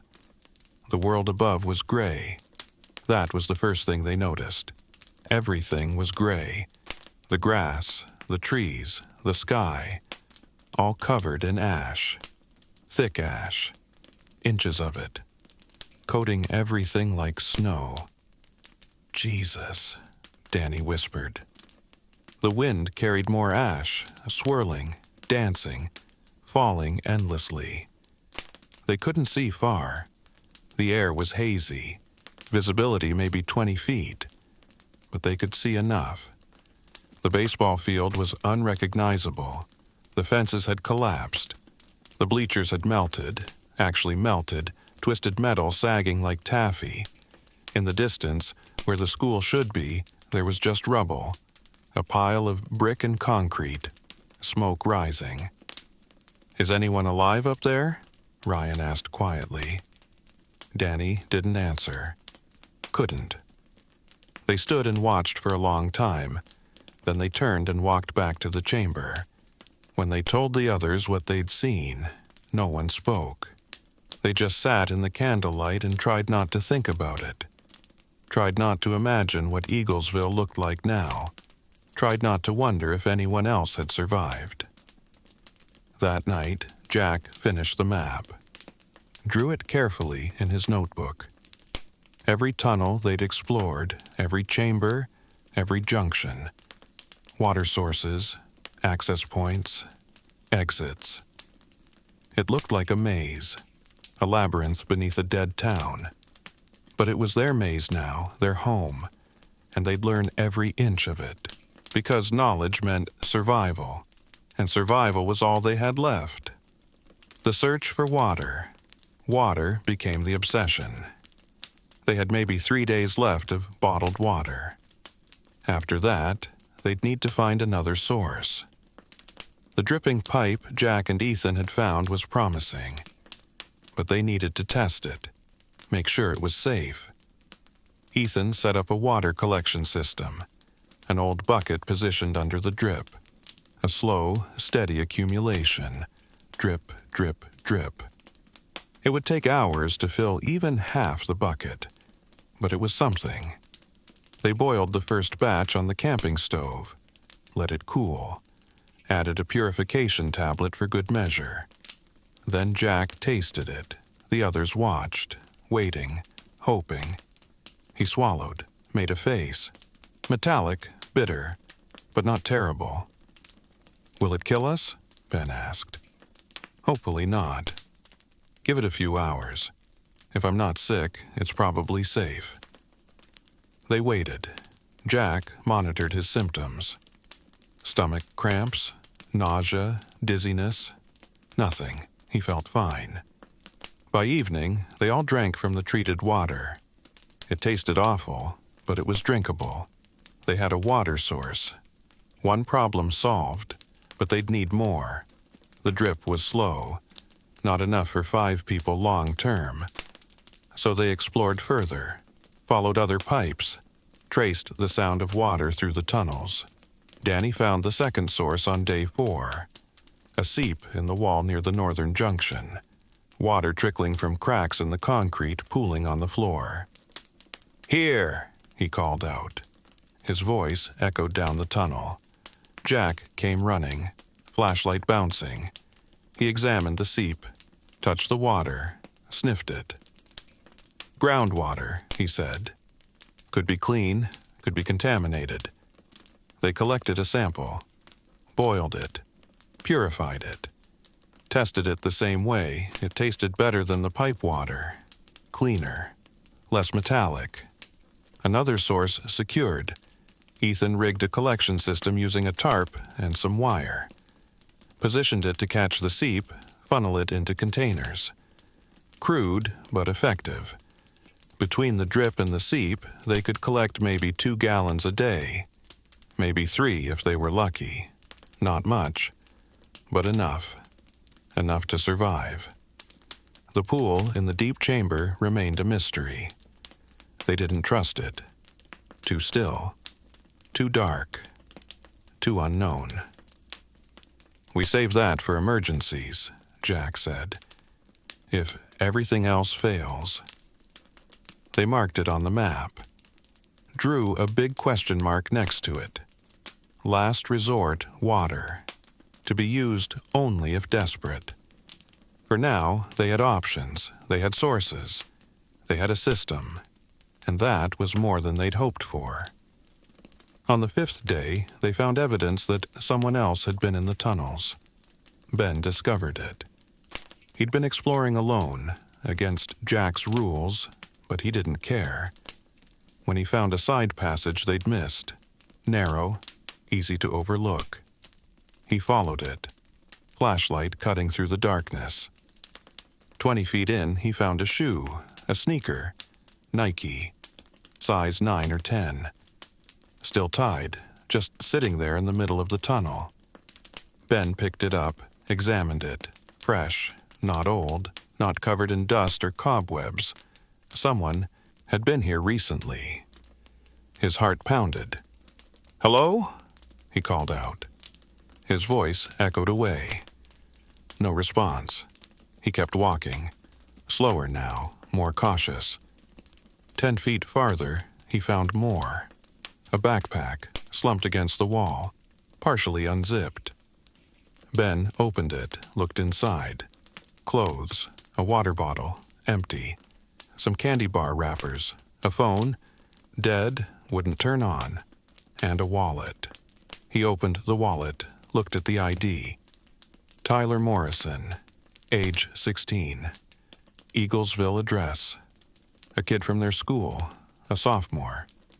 Ben recognized the picture. "Oh no," Ben whispered.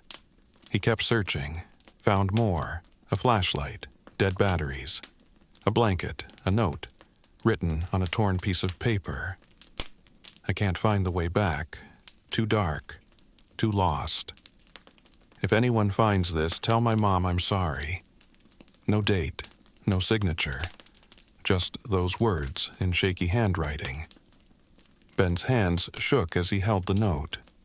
He looked around, swept his flashlight along the tunnel walls. "Tyler?" he called. "You here?" Nothing. He walked farther, the tunnel narrowed, sloped downward, got darker, colder, and then he found him. Tyler Morrison. Curled up against the wall, eyes closed, not moving. Ben approached slowly, knelt down, reached out a shaking hand, touched Tyler's shoulder, cold, too cold. "No," Ben whispered. No, no, no. He checked for a pulse anyway, already knowing, already understanding, nothing. Tyler was dead. How long? Days, probably. Maybe since the first day. Maybe he'd run to the tunnels just like they had. Maybe he'd gotten lost in the darkness. Run out of water. Run out of light. Run out of hope. Ben sat back, stared at the body, at the kid who'd almost made it, who'd survived the blast but not the aftermath. He wanted to throw up, wanted to scream, wanted to do something, but he just sat there, in the darkness, with the body of a boy he'd passed in the hallways 100 times and never really known. Eventually, Ben stood, gathered Tyler's things, the backpack, the shoe, the note. He left the body. Didn't know what else to do with it. Couldn't move it, couldn't bury it. Just left it there in the darkness. He walked back to the chamber. Took an hour to find his way. Got turned around twice. When he finally emerged, the others saw his face. Knew something was wrong. What happened? Jack asked. Ben set down the backpack, the shoe, the note. We're not alone, he said quietly. Or, we weren't. He told them what he'd found, described the body, the evidence of Tyler's final hours. No one spoke for a long time. Ryan eventually broke the silence. Should we do something for him? Like what? Ben asked. We can't bury him, can't move him, can't do anything. We could mark the spot, Danny suggested. So we remember, so if his family, if anyone ever comes down here. They agreed, went together to the place where Tyler had died. Brought a candle, some chalk. Danny drew on the wall. A simple memorial. Tyler Morrison. Yet 7, 2024, rest in peace. They stood in silence, said a few words, nothing formal, nothing religious, just acknowledgement, recognition that Tyler had been real, had mattered, had tried to survive and failed. Then they left, walked back to the chamber, marked the passage on their map with a warning. Do not explore. Dead end. Dangerous. They didn't talk about it after that, couldn't. The reality of Tyler's death was too close, too real, too much like a preview of their own possible futures. But that night, lying in the darkness, they all thought about him, about how easy it would be to get lost down here, to run out of supplies, to die alone in the dark. They thought about it, and they held on to each other a little tighter. Whispers through the drain. On the 6th day, they heard voices. Real voices, not echoes, not imagination. It was late afternoon, or what they guessed was afternoon. Jack was sleeping. Danny was sketching. Ethan was working on the radio. Ryan and Ben were playing cards by candlelight. Then Ben heard it, stopped mid-deal, held up a hand. Listen. They went quiet. At first, nothing, just the usual sounds. Drip, creak, silence, then faint, distant, muffled by concrete and earth. A voice, calling something. Words they couldn't make out. Did you hear that? Ryan whispered. They all nodded. Ethan stood, grabbed his flashlight. Come on. They moved through the tunnels, following the sound. It was coming from one of the ventilation shafts near the western junction. They stood beneath it, looked up, a narrow pipe leading to the surface, gray light filtering down, and voices, clearer now, louder. Over here, check the... Nothing. Keep moving. Survivors. Gotta be. Men's voices, adult voices, speaking English.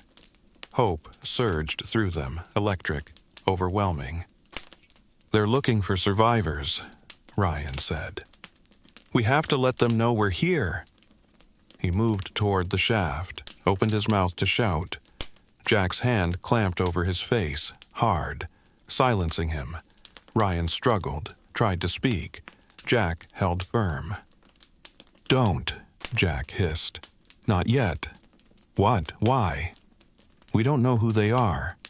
They're rescue workers. They're looking for—" "We don't know that." The voices continued above, moving, fading, growing distant. "Nothing here. Waste of time. Orders are orders. Sweep everything. Doubt anyone survived anyway." The voices faded, disappeared. Silence returned. Jack released Ryan, stepped back. Ryan spun on him, angry. "What the hell? They could have helped us. Or they could have hurt us. They were looking for survivors. Were they? Or were they looking for supplies? For salvage? We don't know what's happening up there. Don't know if there's law, order, government. For all we know, it's chaos. People killing each other for food and water. You don't know that. And you don't know they were friendly." They stared at each other, tension crackling. Ben stepped between them. "He's right, Ryan. We can't risk it. Not yet." "So what? We just hide down here forever?" "No," Jack said. "We wait, we listen, we gather information. And when we're sure, when we know it's safe, then we make contact. And how long will that take? I don't know. As long as it needs to." Ryan wanted to argue, but he didn't. Just turned away, walked back to the chamber, kicked the wall, hard. His frustration echoing through the tunnels. The others followed slowly. Over the next few days, they heard voices several more times, always distant, always muffled. Men searching, calling out, moving through the ruins above. Rescue workers? Military? Scavengers? Impossible to tell. Each time, they resisted the urge to call out, to make themselves known. Jack's caution won out, every time. And maybe he was right. Maybe the world above was dangerous. Maybe revealing themselves would have been fatal. Or maybe he was wrong. Maybe they missed their chance. Maybe those were the last rescue workers, the last attempt to find survivors. They'd never know.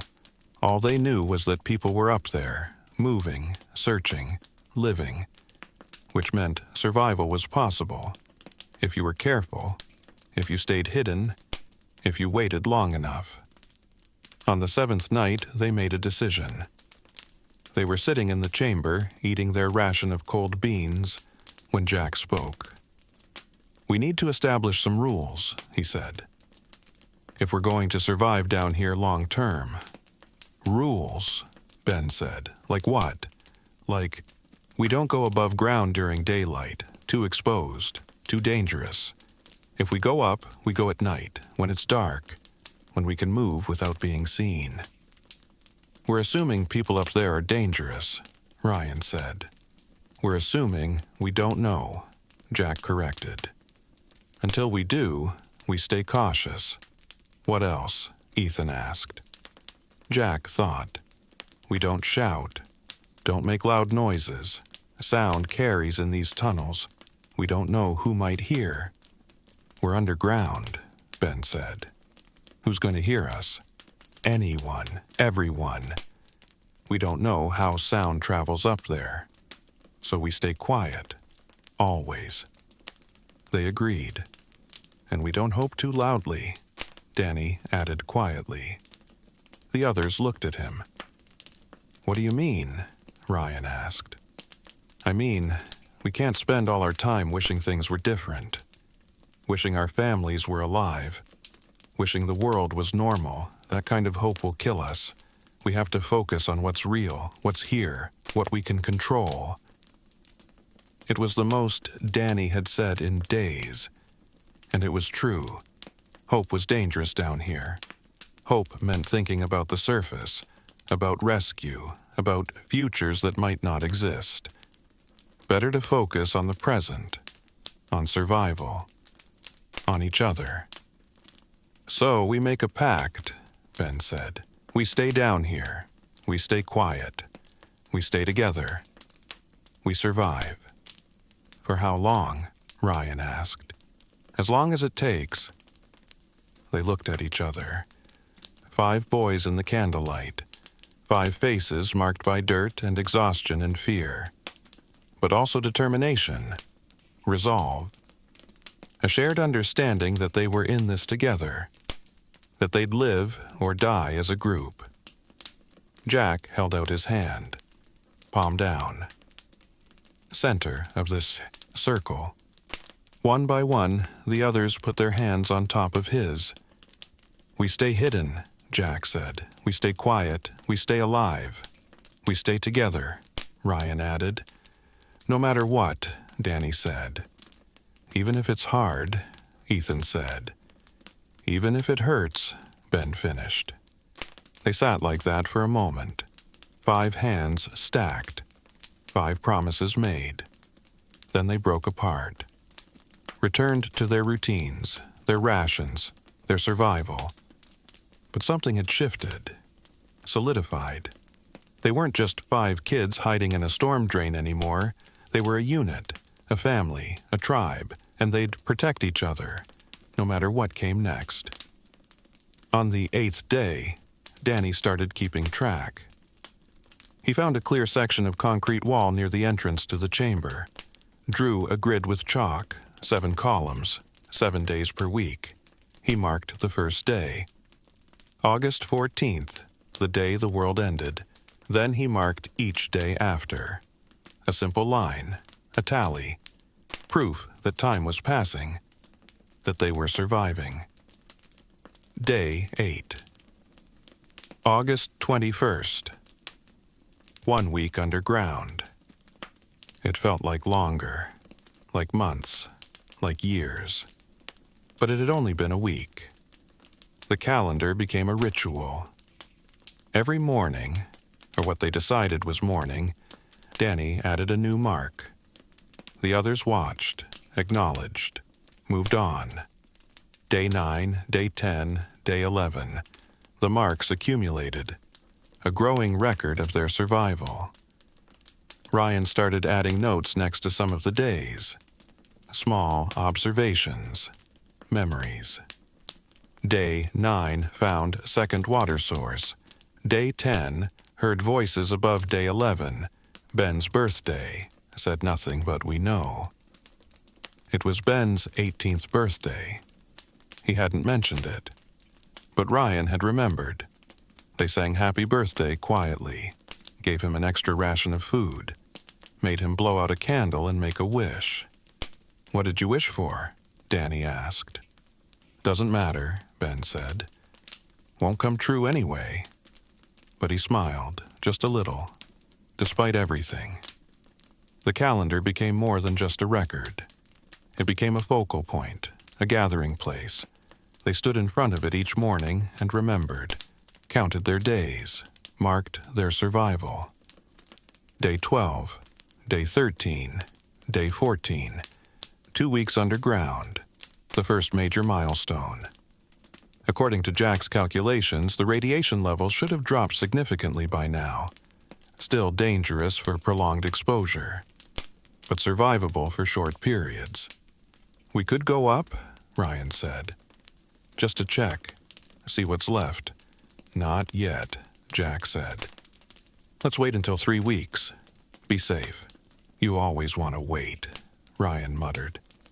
But he didn't push. Not yet. The calendar kept growing. Danny's chalk marks filling the grid. A visual representation of time passing. Of days survived. Of small victories. They added other things to the wall too. Names, messages, drawings. The basement boys. Jack, Ryan, Danny, Ben, Ethan. Still here, still fighting. Danny drew portraits of each of them. Surprisingly good likenesses rendered in chalk and charcoal, their faces staring out from the concrete, forever preserved. Ryan wrote a message to his family. Mom, Dad, Sarah, Mike, I'm okay. I'm safe. I'm thinking about you every day. I love you. I'll find you when this is over. Ryan. He didn't know if they'd ever read it. Didn't know if they were still alive to read it. But he wrote it anyway. Because he needed to. Because saying the words made them feel more real. The calendar wall became their memorial, their message in a bottle, their proof that they existed, that they mattered, that they'd been here. And as the days stretched into weeks, they added more.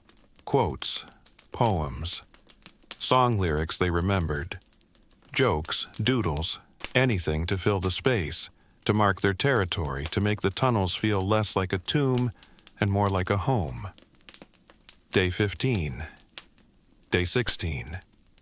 Day 17. The marks continued, and they survived. One day at a time. The water from the pipes tasted wrong. They'd noticed it from the beginning. That metallic tang, that bitter aftertaste. But they'd assumed it was just rust. Old pipes, normal contamination. But by the third week, it was getting worse. Jack was the first to complain. Woke up on day 18 with a headache, dull and throbbing, persistent. Probably dehydration, he said. Drank more water, the headache persisted. By day 19, Ryan had it too, and Danny. By day 20, they all did. Not severe, just a low, constant ache. Right behind the eyes, radiating through the skull. It's the water, Ethan said. We're boiling it, Jack protested. Purifying it. Doesn't matter. If there's heavy metals, boiling won't help. If there's chemicals, tablets might not be enough. So what do we do? Find a better source, or live with it. They tested the seep water separately. It was better, less metallic, but still not perfect. And they were getting other symptoms too. Nausea, fatigue, a weird taste in their mouths that wouldn't go away, radiation, heavy metal poisoning, simple malnutrition, impossible to know. They started rationing the questionable water even more carefully, using it only for essential purposes, saving the cleaner water for drinking, but it wasn't enough. By day 22, Danny was vomiting. Not much, just dry heaves. His body rejecting something. They made him rest, gave him the cleanest water they had, watched him carefully. He improved after a day, but the scare rattled them. We need to go up, Ryan said. Find better water. Find supplies. We can't live off this forever. Not yet, Jack said. But his voice was less certain now. The taste of metal became a constant reminder. Every sip, every swallow. A reminder that they were living on borrowed time, that the tunnels couldn't sustain them forever, that eventually they'd have to face the surface, whether they were ready or not. Echoes of home. They talked about their families every night. It became a ritual. After dinner, before sleep. They'd sit in the candlelight and tell stories. Ryan talked about his parents, his dad teaching him to fish at the lake, his mom's terrible jokes, his little sister's obsession with horses, his older brother's college football career. He talked like they were still there, still waiting for him, still living their lives. When we get out, he'd say, when this is over, first thing I'm doing is going home, hugging my mom, eating her cooking, sleeping in my own bed. The others let him have that fantasy, didn't point out that his house might not exist anymore, that his family might be gone. Let him have hope, even if it was fragile, even if it hurt. Danny talked about his parents too. His mom, who immigrated from Taiwan, who worked 2 jobs to send him to art school someday, who believed in him more than he believed in himself. His dad, who'd grown up in Eaglesville, who'd married Danny's mom despite his family's objections, who taught Danny that being different wasn't weakness, it was strength. "My mom always said I was going to be famous someday," Danny said quietly. "Said my art would hang in museums, that people would remember my name." "They still might," Jack said. Danny smiled sadly. "Yeah, maybe." Ben rarely talked about his family. His parents' divorce had been messy, bitter. He'd spent years being caught in the middle, used as a weapon in their war against each other. But even he had memories. Good ones.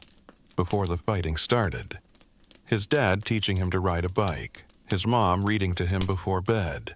Family vacations to Wisconsin. Christmas mornings. Birthday parties. "I wish I'd told them I loved them more," he said one night.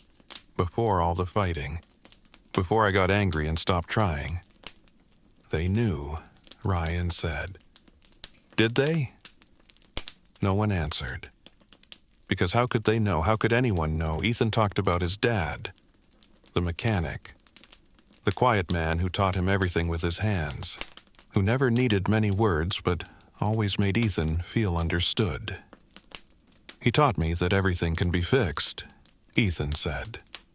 "Everything can be taken apart and put back together. Nothing's ever truly broken, just temporarily not working." "Think that applies to the world?" Jack asked. Ethan was quiet for a moment. "I don't know. Maybe. If there's anyone left to fix it." Jack talked about his parents least of all. When he did, his voice was tight, controlled, like he was afraid that if he let himself feel too much, he'd shatter. His dad, the chemistry teacher, the man who loved science and reason and logic, who tried to prepare Jack for everything, who probably died trying to save his students. His ma, the nurse, the woman who healed people, who stayed late at the hospital because someone needed her, who probably died trying to save strangers. "They were good people," Jack said. "They deserved better than this." "We all did," Ben said quietly. And that was true. They all deserved better, but deserve had nothing to do with it. The world had ended. The bombs had fallen, and all they could do now was survive. Remember, honor the people they'd lost by staying alive. So they told their stories, night after night, keeping the memories alive, keeping their families alive. In words, in grief, in love that hadn't died even if the people had. And in the darkness of the tunnels, those stories were light. On day 24, it rained. They didn't see it, didn't feel it, but they heard it. A rush of water through the pipes, a roar echoing through the tunnels, the drip becoming a stream, becoming a torrent. "What's happening?" Danny shouted over the noise. "Storm," Jack said. "Rain above, flooding the system." The water level in the main tunnel rose, slowly at first, then faster, 1 inch, 2 inches, 6 inches. Their collection systems overflowed. Water poured from the seep, gushed from the pipes, filled the low areas of the tunnels. "Move everything," Jack ordered. "Higher ground." They scrambled, grabbed their supplies, their food, their water, their precious resources, carried them to the maintenance chamber, the highest point in their immediate area. The water kept rising, 1 foot deep now, cold, fast-moving, debris floating past. They stood on the shelves, on the metal door, anywhere that kept them above the flood. The candles were out, flashlights the only light, beams cutting through the chaos. "Is it going to keep rising?" Ryan asked. "I don't know." They waited, watched. The water climbed to 18 inches, 2 feet. Then it stopped. held steady. The roar diminished to a steady rush. They stood there for hours, wet, cold, exhausted, waiting for the water to recede. It did, eventually, slowly draining away, leaving behind mud and debris and the smell of wet concrete. When it was over, they surveyed the damage. Most of their supplies were fine. They'd moved them in time. But some food was lost. Cans swept away by the current. A flashlight, some batteries, and the lower tunnels were flooded, impassable, cutting off access to the deep pool, to some of the side passages. "We'll have to remap," Jack said. "Figure out what's accessible." But at least they'd survived. Another test, another challenge overcome. And they'd learned something. The tunnels weren't just shelter from radiation. They were vulnerable to flooding, to natural disasters that didn't care about nuclear war.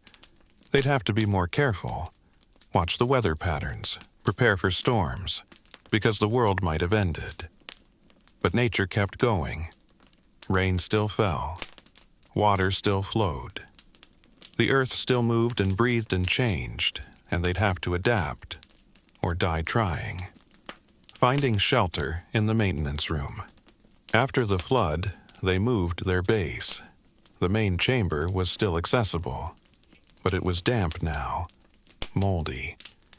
The flood had left behind a thin layer of mud that they couldn't fully clean, so they explored farther, searched for a better spot. Ethan found it on day 26, a maintenance room they'd missed before, hidden behind a door they'd assumed was locked, but the flood had loosened it, rusted the hinges, made it possible to force open. "Here," Ethan called. "Come look." They gathered, pushed through the door, stepped into a space that felt almost luxurious compared to where they'd been. The room was small, maybe 10 feet by 10 feet, but it was dry, the ceiling was intact, and it had amenities. A sink, rusted and non-functional, but proof that water had once been here, shelves, metal ones, bolted to the walls, perfect for organizing supplies. A workbench, old tools scattered across it, wrenches, screwdrivers, pliers, and best of all, a first aid kit. A real one, red plastic case mounted to the wall. Jack opened it, examined the contents, bandages, antiseptic, pain medication. Expired, probably, but still usable in an emergency. "This is better," Ryan said, looking around. "Much better." They moved everything, carefully, methodically, organized their new home. Food on one shelf, water on another, tools and supplies on a third. They brought the calendar wall too. Danny redrew it on a clear section of concrete, added all the marks they'd accumulated. 26 days, almost 4 weeks. They swept the floor, cleaned as best they could, arranged their sleeping area. It wasn't much, but it felt safer, more permanent, more like a place they could actually live. "We should name it," Danny suggested. "Name what?"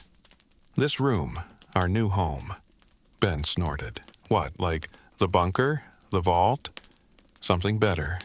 Something that matters." They thought about it, threw out suggestions. "The sanctuary," Ryan said. "Too religious," Ben countered. "The refuge.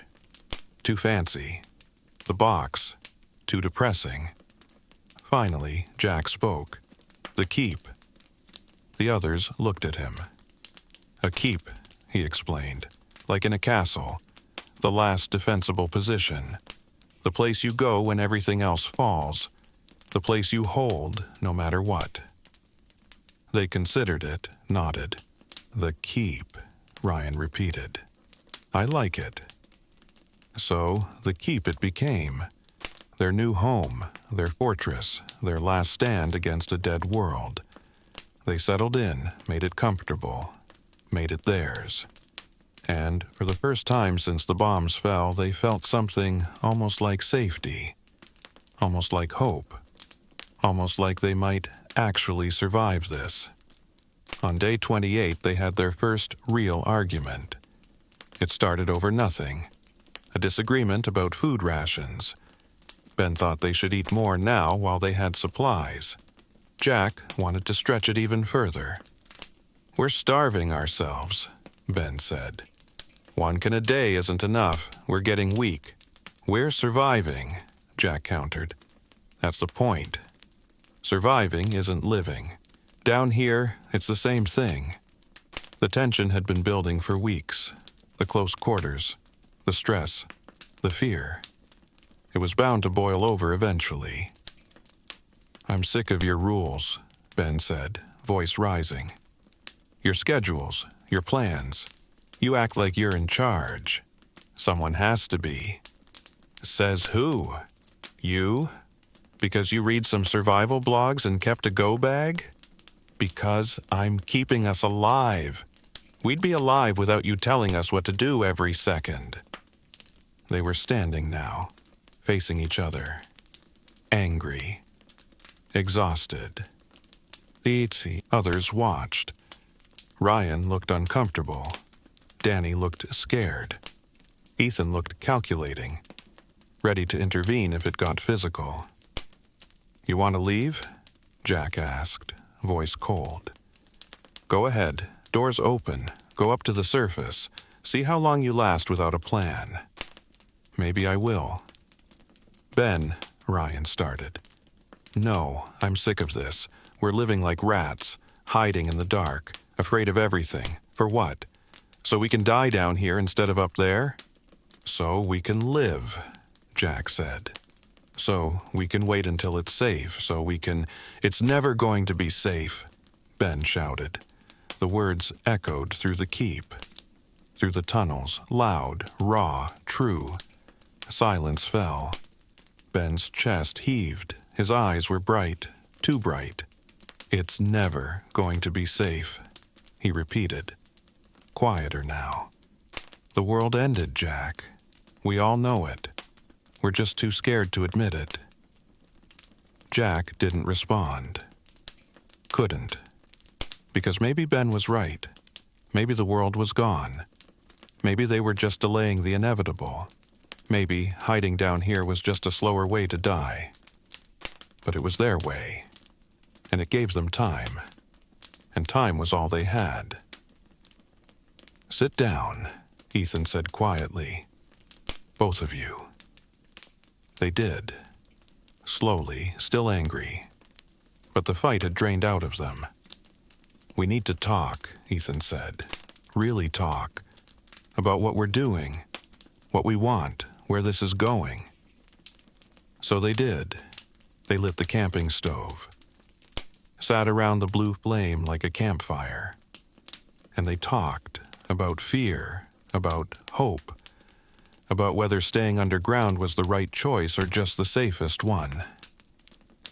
Ryan wanted to believe rescue was coming, that someone was looking for survivors, that they just needed to hold on a little longer. Danny wanted to believe his family was alive, that when they finally went up, they'd find people, find help, find a way forward. Ben wanted to stop lying to themselves, stop pretending everything would be okay, face reality, whatever it was. Ethan wanted to fix things, figure out how to make the tunnel sustainable long-term, how to survive indefinitely if they had to. And Jack wanted to keep them all alive. That was it. That was his only goal, keep them breathing, keep them together, keep them moving forward one day at a time. "We can't stay down here forever," Ben said. "Eventually, we'll run out of food, run out of options. We need an exit strategy." "Agreed," Jack said. "But not yet. We wait until we're sure." "How will we ever be sure?" "We'll know. When the time comes, we'll know." They talked for hours, argued, agreed, disagreed, worked through their frustrations, their fears, their differences. And by the end, they'd reached a compromise. They'd stay underground for 6 weeks total, 42 days. Long enough for the radiation to decay significantly. Long enough to feel safer. Then they'd send someone up. Just one person. Quick reconnaissance. See what was left. Report back. If it was safe, or safe enough, they'd start making trips. Gathering supplies. Exploring. If it wasn't, they'd retreat, regroup, plan again. 6 weeks, 42 days. They could do that. They could wait that long. It gave them a goal, a timeline, a light at the end of the tunnel, even if they couldn't see it yet. The argument ended. The council dissolved. They returned to their routines. But something had changed. Been released. They'd said the things they needed to say. Voiced the fears they'd been holding. And they were still together, still a unit, still the basement boys. Stronger, even. Because they'd survived their first real fracture. And they'd chosen to stay. Danny drew on the walls. He'd been doing it for days. Quietly. In stolen moments when the others were sleeping or busy, using chalk. Charcoal from the camping stove, even ash from the candles. He drew memories, dreams. Visions of the world that was and the world that might be. On one wall, he drew Eaglesville, the town as it had been. Main Street, the hardware store. Rosie's Diner, the high school, the baseball fields. Perfect detail, like a photograph rendered in gray and white. On another wall, he drew faces. His family, Ryan's family. Strangers from town he'd seen but never known. All of them looking out from the concrete. Eyes following you as you moved through the keep. On a third wall, he drew things that didn't exist. Couldn't exist. Blue skies. Impossible. Vibrant blue. Clouds like cotton. Sun so bright it hurt to look at. Green grass. Real green. Not the gray ash color they'd seen through the grate. Trees in full leaf. Flowers blooming. Birds flying. A world alive and whole and beautiful. "Why are you drawing that?" Ben asked one day, watching Danny work. "Because I don't want to forget," Danny said, not looking away from the wall. "Don't want to forget what it looked like. What it felt like. We've only been down here 4 weeks. Feels like longer. Feels like forever. If I don't draw it, I'm afraid I'll lose it. Afraid I'll only remember the gray." Ben understood. Didn't say anything else. Just watched Danny work. The murals grew, spread across multiple walls. A gallery in the darkness. Art for an audience of 5. Danny drew the basement boys too. All of them together. The way they used to be, sitting at the park. Laughing. Happy. Young. Before the world ended. Before they had to become survivors. "You're really good," Ryan said. Standing in front of the mural, studying it. "Like really good. Your teacher was right. You could have gone to those schools." "Could have," Danny said. Past how tense. "Still can, when this is over." Danny smiled but didn't answer. Because they both knew. The world of art schools and scholarships and futures planned in advance, that world was gone. But he kept drawing anyway, because it was the only thing that made sense anymore, the only thing he could control. On the walls of the keep, Danny created a world, a memory palace, a museum of everything they'd lost and everything they hoped to find again.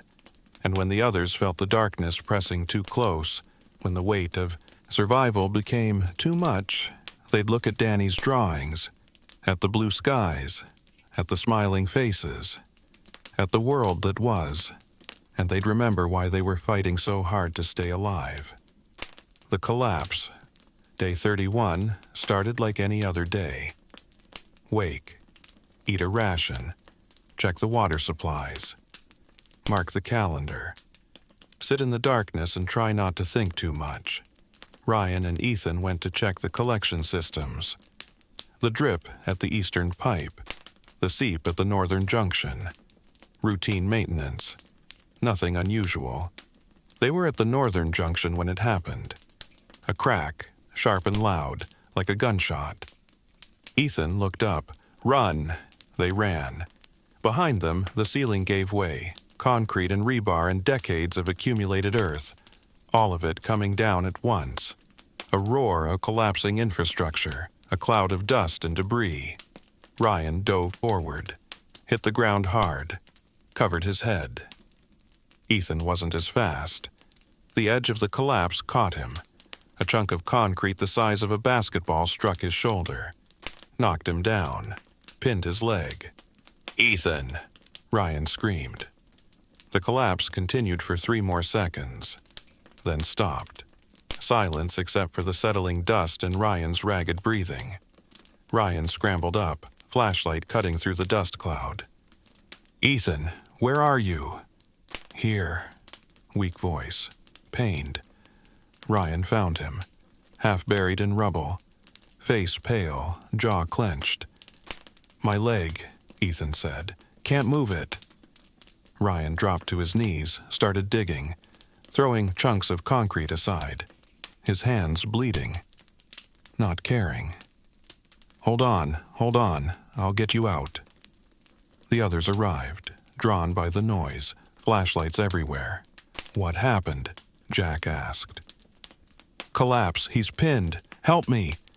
They dug together, carefully, afraid to shift the wrong piece, afraid to make it worse. It took 20 minutes. 20 minutes of desperate, terrified work. When they finally freed Ethan's leg, it was bad. Not broken. Probably not broken, but badly bruised, swollen. He couldn't put weight on it. "Can you walk?" Jack asked. Ethan tried, gasped, shook his head. They carried him. 2 on each side, supported his weight. Moved, slowly, back to the keep. Once inside, they laid him on the floor. Jack examined the leg by flashlight, swollen. Purple-black bruising spreading from knee to ankle, but no obvious fractures, no bones pressing against skin. "Probably a severe contusion," Jack said. "Maybe a hairline fracture. Hard to tell without an X-ray." "Will he be okay?" Danny asked. "I don't know. If it's just bruising, it'll heal. If it's broken, and it heals wrong." He didn't finish. They opened the first aid kit, found the expired pain medication, ibuprofen. They gave Ethan 3 pills, made him drink water. "We need to keep it elevated," Jack said. "Keep the swelling down, and he needs to rest. No putting weight on it." They fashioned a crude splint, used cardboard from a food box, wrapped it with duct tape, not professional, but better than nothing. Ethan lay on the floor, pale, sweating, trying not to show how much it hurt. "I'm okay," he said. "I'll be fine." But they all saw the fear in his eyes, because an injury down here, in the darkness, without medical care, could be fatal. Infection, complications, a break that didn't heal. They'd survived the bombs, the radiation, the starvation, but they were still fragile, still human, still vulnerable to every basic danger that had threatened humanity for millennia. "Rest," Jack said. "We'll take care of everything. You just heal." Ethan nodded, closed his eyes. The pain medication was working, making him drowsy. The others sat in silence, watching him, thinking about how close they'd come to losing him, how close they still were to disaster. Every day, every moment. One wrong step, one collapse, one injury. That's all it would take, and they'd be 4 instead of 5. And then 3, and then 2, and then 1, and then none. The fragility of it all pressed down on them, heavier than concrete, heavier than earth. But they pushed it away, forced themselves to focus. Ethan would heal. He had to. They'd make sure of it. And they'd be more careful, more vigilant, more aware that the tunnels weren't just a shelter. They were also a trap. Day 32 was the quietest day. Nobody spoke, not intentionally, not as a plan. They just didn't have words.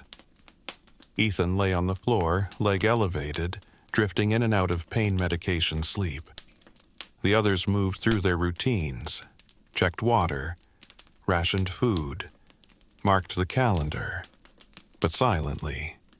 No conversation, no jokes, no stories, just the sounds of the tunnels, drip, creak, breath. Ryan sat against the wall, stared at nothing, thought about his family, wondered if they'd been hurt too, wondered if they'd survived only to die from something stupid, something preventable. Danny drew, but even his chalk was silent, gentle strokes on concrete, creating images without commentary. Ben paced back and forth, 3 steps one way, 3 steps back, his mind churning, processing, trying to understand how they'd survive if Ethan couldn't walk, if they were down to 4 functional people, if things kept getting worse. Jack wrote in his notebook, page after page of contingency plans. What to do if Ethan's injury got infected. How to amputate if gangrene set in. How to survive with one less person. Dark thoughts. Terrible thoughts. But necessary thoughts. Because someone had to think them. Someone had to be ready. The silence stretched. Hours became a day. The day became night. Night became morning. And still no one spoke. They communicated through gestures, through looks, through the shared language of people who'd been through hell together. A nod, I'm okay. A shrug, I don't know. A hand on a shoulder, I'm here. We're together. It was the longest day, the hardest day. The day they realized just how alone they were.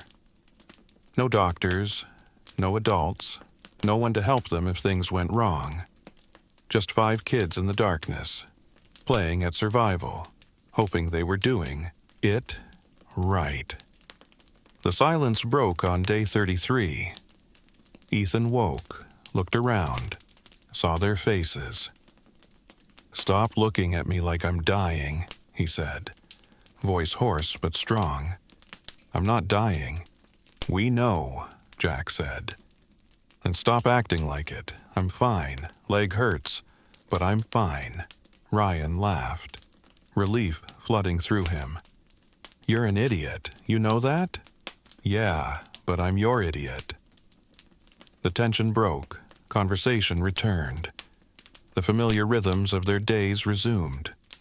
Ethan's injury was bad, but manageable. He'd recover. Maybe not perfectly, maybe with a limp.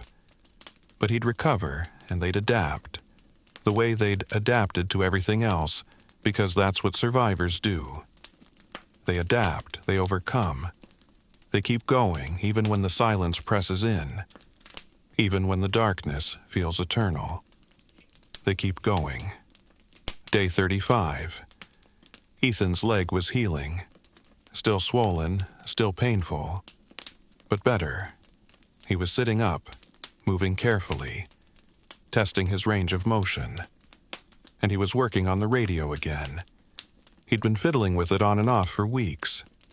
The old shortwave his dad had given him. Taking it apart, cleaning the components, trying to get it to pick up something more than static. Why bother? Ben had asked days ago. If there was anyone broadcasting, we'd have heard them by now. Maybe, Ethan said. Or maybe we're not listening on the right frequency. So he kept trying, adjusting, fine-tuning, And on day 35 at 2:17 in the afternoon, he heard something. Not static. A voice. Faint. Distant. Barely audible through the white noise. Is anyone... Repeat. Is anyone... Ethan's hands froze. Guys! Guys! The others rushed over, crowded around the radio. What? What is it? Listen. They listened, held their breath. The voice came again. Male. Adult. Speaking English. Emergency broadcast. This is Alliance military. Survivors in the zone should proceed. Designated safe for assistance and repeat. The voice faded, drowned in static, came back. Food and medical, available at Do Not Approach Armed. Identify yourself as repeat. More static. The voice disappeared. Gone. Ethan adjusted the dial, tried to find it again. Nothing. Just white noise. Was that real? Danny whispered. I think so, Ethan said. Military? Ryan said. There's still military. Sounded like it. What did he say? Safe zones? Assistance? Couldn't hear it all. Too much static. But there are people. Ryan's voice rose, excited, hopeful. There are people out there. We're not alone. We don't know what they're broadcasting from, Jack cautioned. Could be old. Could be automated. Or it could be real, Ryan insisted. It could be rescue. It could be a way out. They listened for hours. Ethan cycling through frequencies, trying to find the broadcast again. It came back twice more, brief snippets, never clear enough to hear everything. But they caught pieces. Safe zone, 30 miles north, Chicago. Contamination levels acceptable for limited exposure. Supplies limited. Prioritize children. Chicago. 30 miles north. Safe zones. It was real. It had to be real. Someone was still out there. Still broadcasting. Still trying to help. We have to go, Ryan said. We have to try. Not yet, Jack said. We don't know what we'd be walking into. We know there are people. That's more than we have here. Is it? We have shelter, water, food. We're surviving. Out there is unknown. Could be dangerous. Could be salvation. They argued, debated, couldn't agree. But the radio changed things, shifted their thinking. They weren't alone. The world hadn't ended completely. Somewhere 30 miles north in Chicago or near it, there were people. Military, organization, safe zones, maybe even their families. The broadcast gave them something they hadn't had in weeks. Not just hope, direction, a destination, a goal, a reason to eventually leave the tunnels. Not today, not tomorrow, but soon, when they were ready, when Ethan could walk, when they'd prepared. They'd go north, 30 miles, to Chicago, to whatever waited there, to the future, whatever shape it took. By week 5, the keep had become a real home. They'd organized everything, created systems, routines. A miniature society underground. Danny's murals covered the walls. A gallery of memory and hope. The calendar wall tracked their days. 40 days, 40 nights. Almost 6 weeks underground. They'd divided responsibilities. Everyone had a role. Jack was the planner, the decision maker, the one who kept them focused on survival. Ryan was morale, the one who kept spirits up, who remembered jokes, who made them laugh when the darkness pressed too close. Danny was the artist, the documentarian, recording their story in chalk and charcoal. Ben was the skeptic, the questioner, the one who made sure they didn't get complacent, who kept them sharp. And Ethan, even injured, was the engineer, the problem solver, the one who fixed things when they broke. Together, they were functional, efficient, a unit. They'd improved the water collection system, built crude filters using sand and gravel and cloth. The water still tasted metallic, but less so, more drinkable. They'd mapped more of the tunnel system, identified 5 separate water sources, 3 exits to the surface, multiple storage areas. They'd scavenged supplies from the tunnels, old tools, wire, plastic sheeting, anything useful. They'd even found more food. Not much, a forgotten maintenance worker's lunch pail from decades ago, rusted cans, probably unsafe. But they kept them anyway, just in case. The tunnels were no longer just a hiding place. They were home.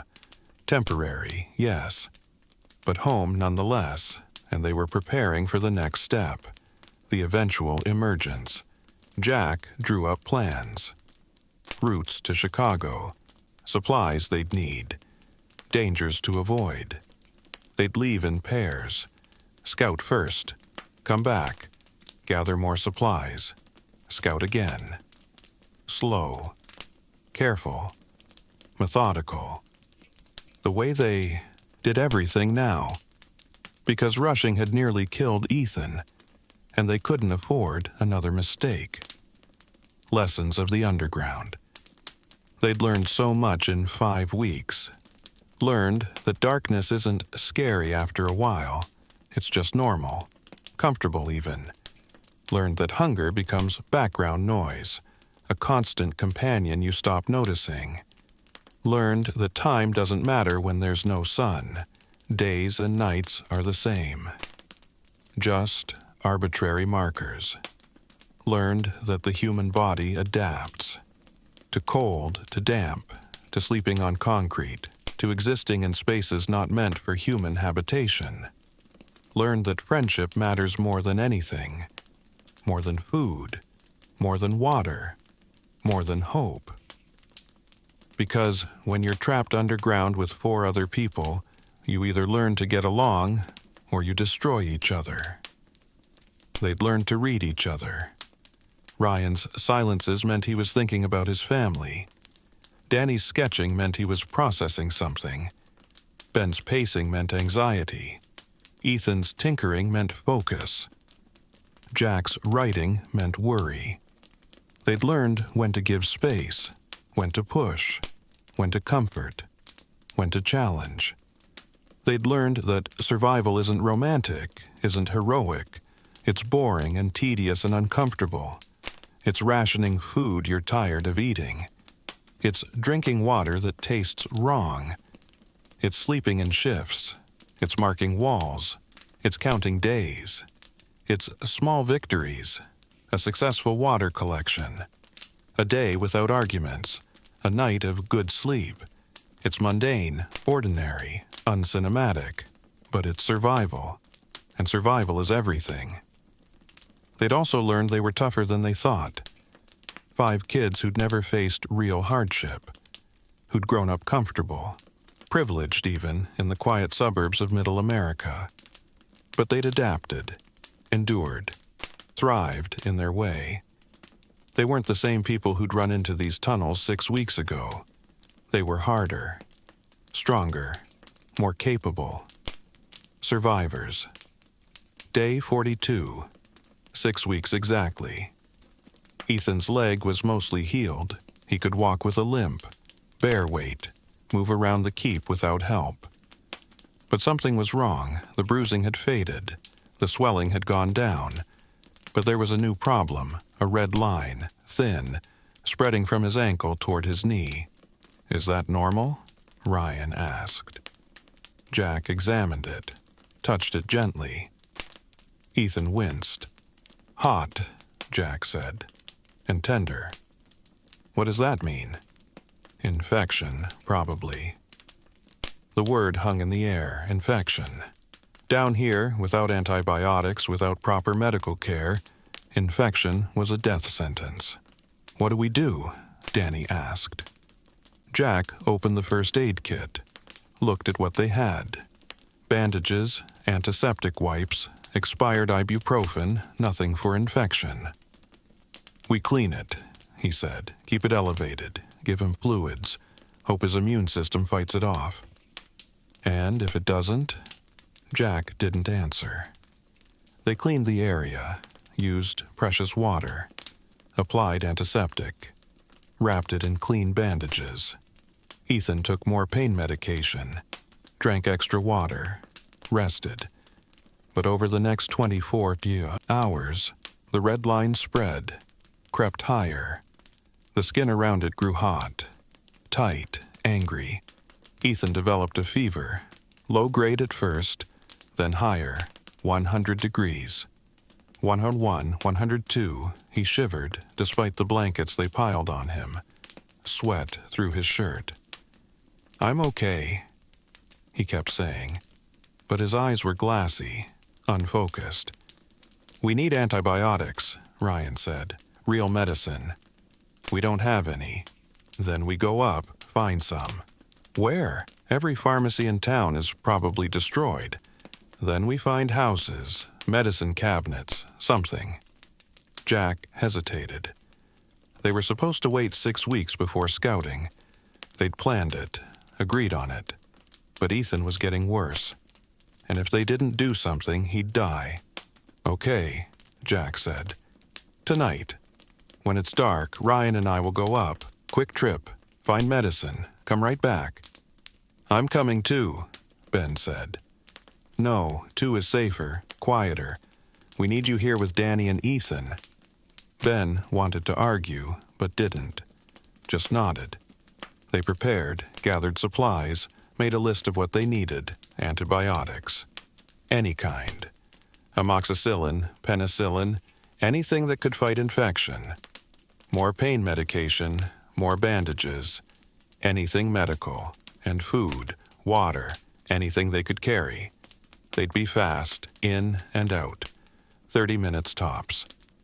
As sunset approached, they assumed it was sunset. Based on their watches, Jack and Ryan prepared to leave. Danny grabbed Jack's arm. "Be careful." "We will." "Come back." "We will." But they both knew. Going to the surface, even for 30 minutes, was the most dangerous thing they'd done since the bombs fell. The radiation might have faded, but other dangers remained. Structural collapses, contaminated materials, and people, other survivors. Desperate, dangerous, but they had no choice. Ethan's life depended on it.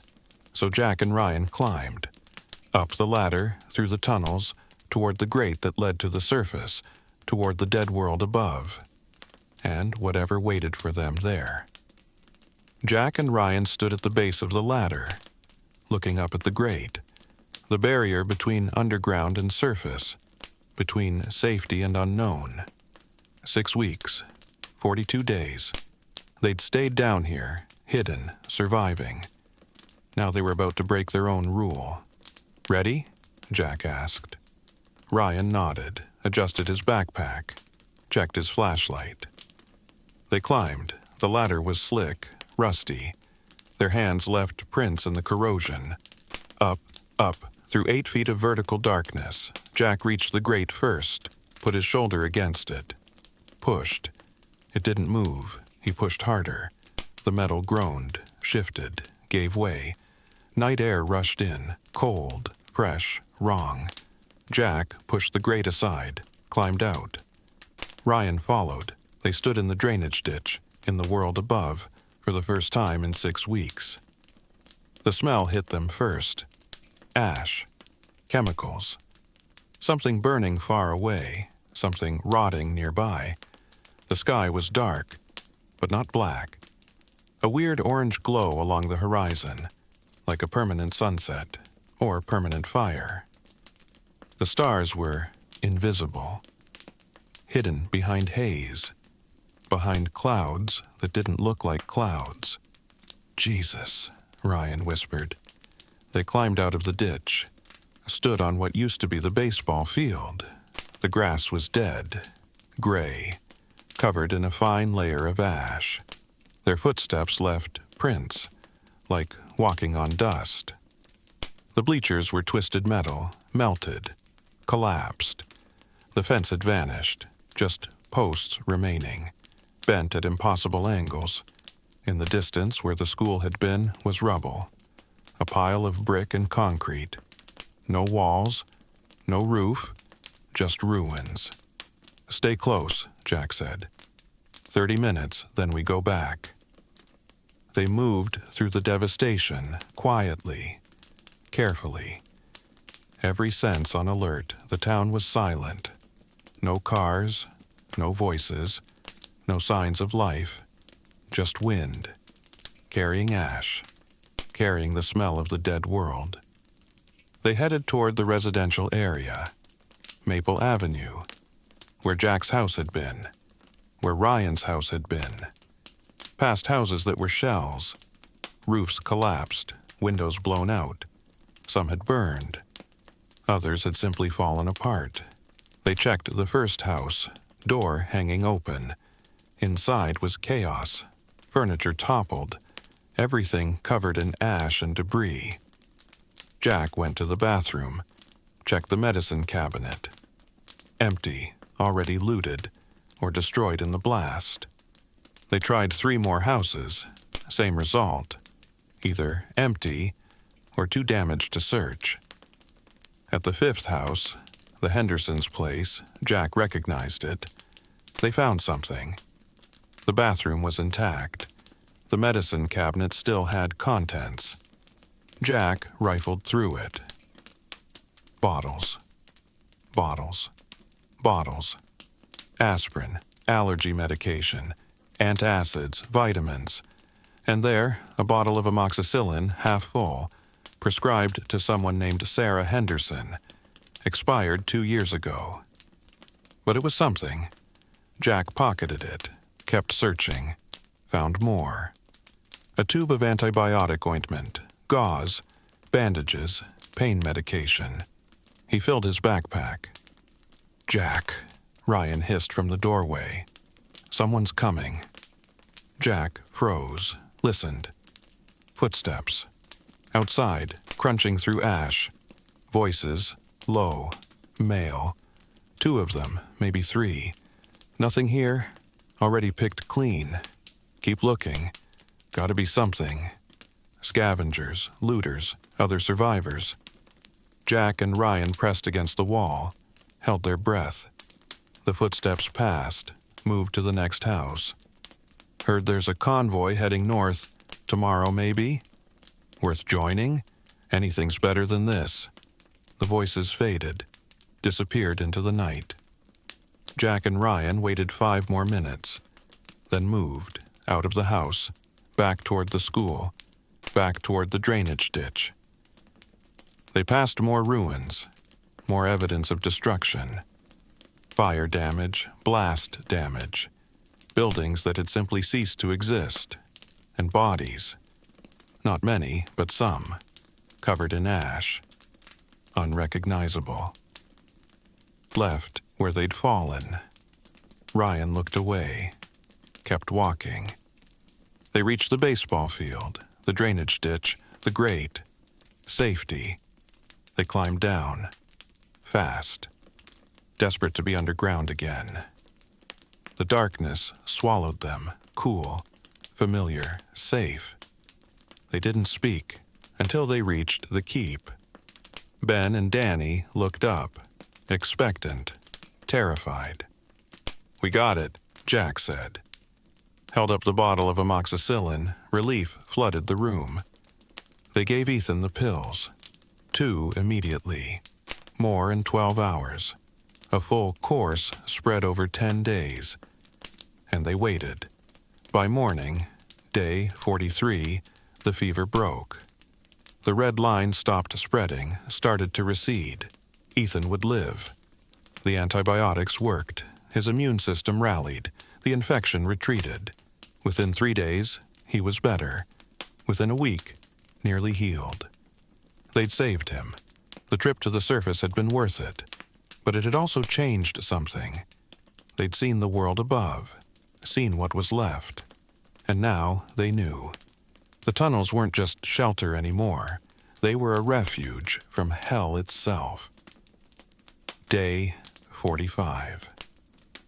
Ethan was recovering. The infection was beaten, but the trip to the surface had shaken them, reminded them of their fragility, their mortality. "We should write it down," Danny said that night. Everything we remember, everything that happened." "Why?" Ben asked. "Because what if we don't make it? What if something happens and we all die down here? Someone should know. Someone should know we existed, that we tried." It made sense. Morbid, but sensible. So they started writing. On the walls. In permanent marker they'd found in one of the maintenance rooms. In chalk. In anything that would last. They wrote their names, their ages, their birthdays, their addresses from before. Jack Brennan, 17, 342, Maple Avenue, Eaglesville. I.L. Ryan Kowalski, 17, 891 Lincoln Drive, Eaglesville, I.L. Danny Chen, 17, 205 Oak Street, Eaglesville. I.L. Ben Hargrove, 18. Split between 674 Elm and 112 Washington, Eaglesville. I.L. Ethan Morse, 16, 438. Grant Avenue, Eaglesville, I.L. They wrote about their families, everything they could remember. Names, jobs, descriptions. Ryan's family, Robert Kowalski, Dad, grain elevator. Margaret Kowalski, Mom, second grade teacher. Sarah Kowalski, sister 12. Michael Kowalski, brother 20, college student. They wrote about the day the bombs fell. Everything they remembered. The sirens, the wind, the flash, the ground shaking. They wrote about their first days underground. The fear, the rationing, the discovery of water sources. They wrote about Tyler Morrison, the boy they'd found. The reminder that they could have easily died too. They wrote about the collapse, Ethan's injury, the infection, the trip to the surface, everything. A complete record, a testament. They filled entire walls, paragraphs, pages, a diary written in concrete and chalk. And they wrote about the world before, the things they didn't want to forget. Rosie's Diner makes the best cherry pie. Order it with vanilla ice cream. The high school football team went 8-3 last season. Ryan made all-conference linebacker. Danny's art teacher was Mrs. Patricia Wells. She believed in him when no one else did. The hardware store on Main Street was owned by the Morrison family for 3 generations. Every 4th of July there were fireworks at the park. Every Christmas there was a tree lighting ceremony downtown. Small things, ordinary things. The texture of life in Eaglesville, Illinois. They wrote it all down. So it would be remembered, so it would last, even if they didn't. Ben wrote poetry, lines from books he'd read, quotes from writers who'd understood that civilizations rise and fall. So it goes, Vonnegut. The world breaks everyone, and afterward, some are strong at the broken places. Hemingway. We were the people who were not in the papers. We lived in the blank white spaces at the edges of print. Atwood. Ryan wrote letters to his family, even though they'd never read them. Mom, I hope you made it to Aunt Linda's. I hope you're safe. I think about you every day. Love, Ryan. Danny drew more. Portraits of everyone they'd known. The town, the memories. Jack wrote instructions. Survival tips. How they'd stayed alive. What they'd learned. Boil all water, even if it looks clean. 1 can of food per person per day is enough. Barely, but enough. The best water source is the northern seep. Cleanest, safest. Never go to the surface during daylight. Too exposed. Night is safer. And Ethan wrote technical notes, diagrams, maps, everything someone would need to survive down here if they had to. The walls became a library, a museum, a message in a bottle sent to the future. We were here. We lived. We tried. And if anyone ever found the keep, years from now, decades from now, they'd know. 5 kids survived the end of the world in these tunnels. For a little while at least. They mattered. They existed. They were remembered. Day 50. Over 7 weeks underground.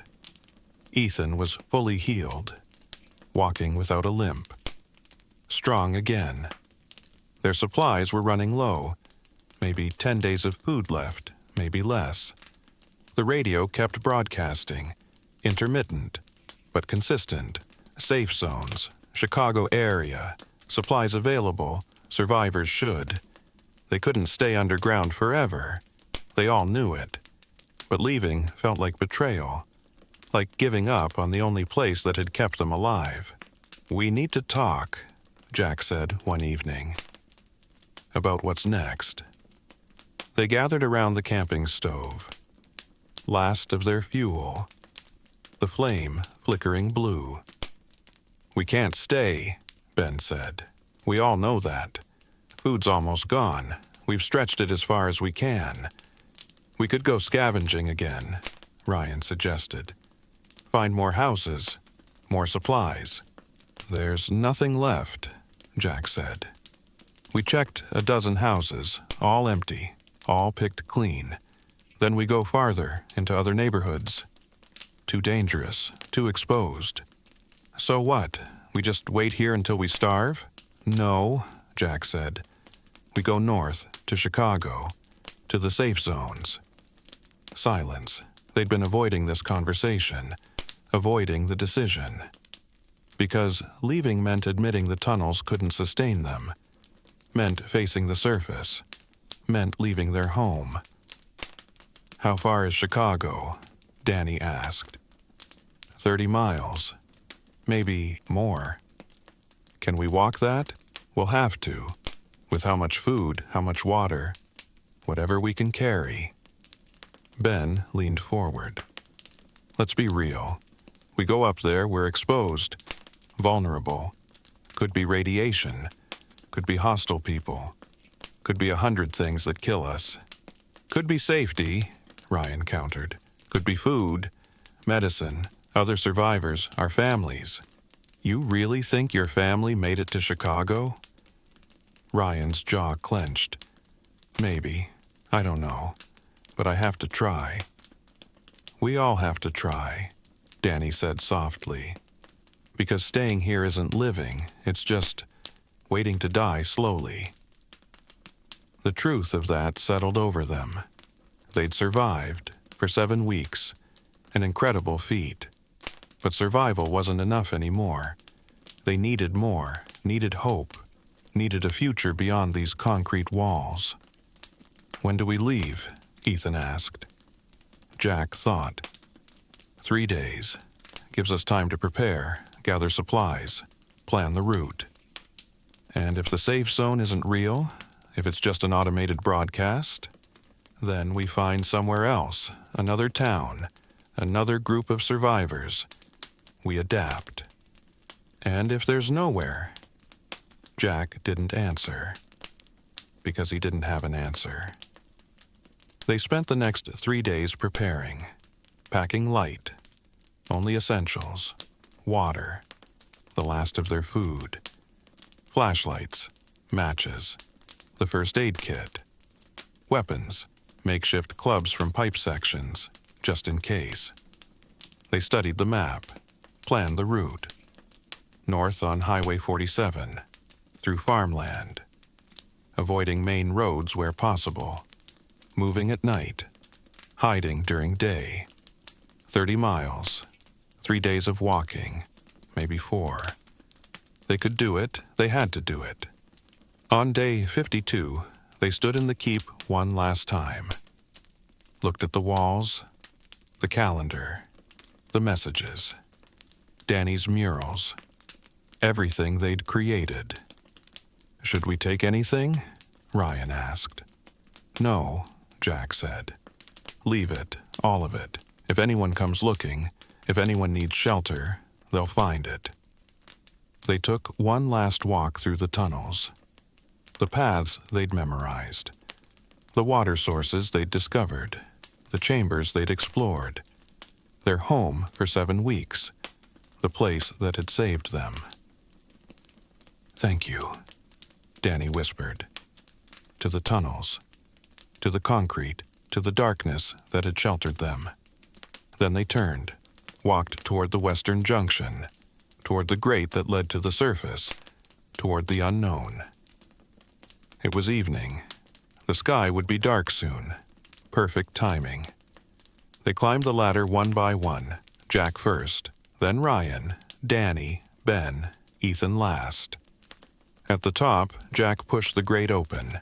Night air rushed in, cold, clear, different than before. He climbed out, stood in the drainage ditch, breathed.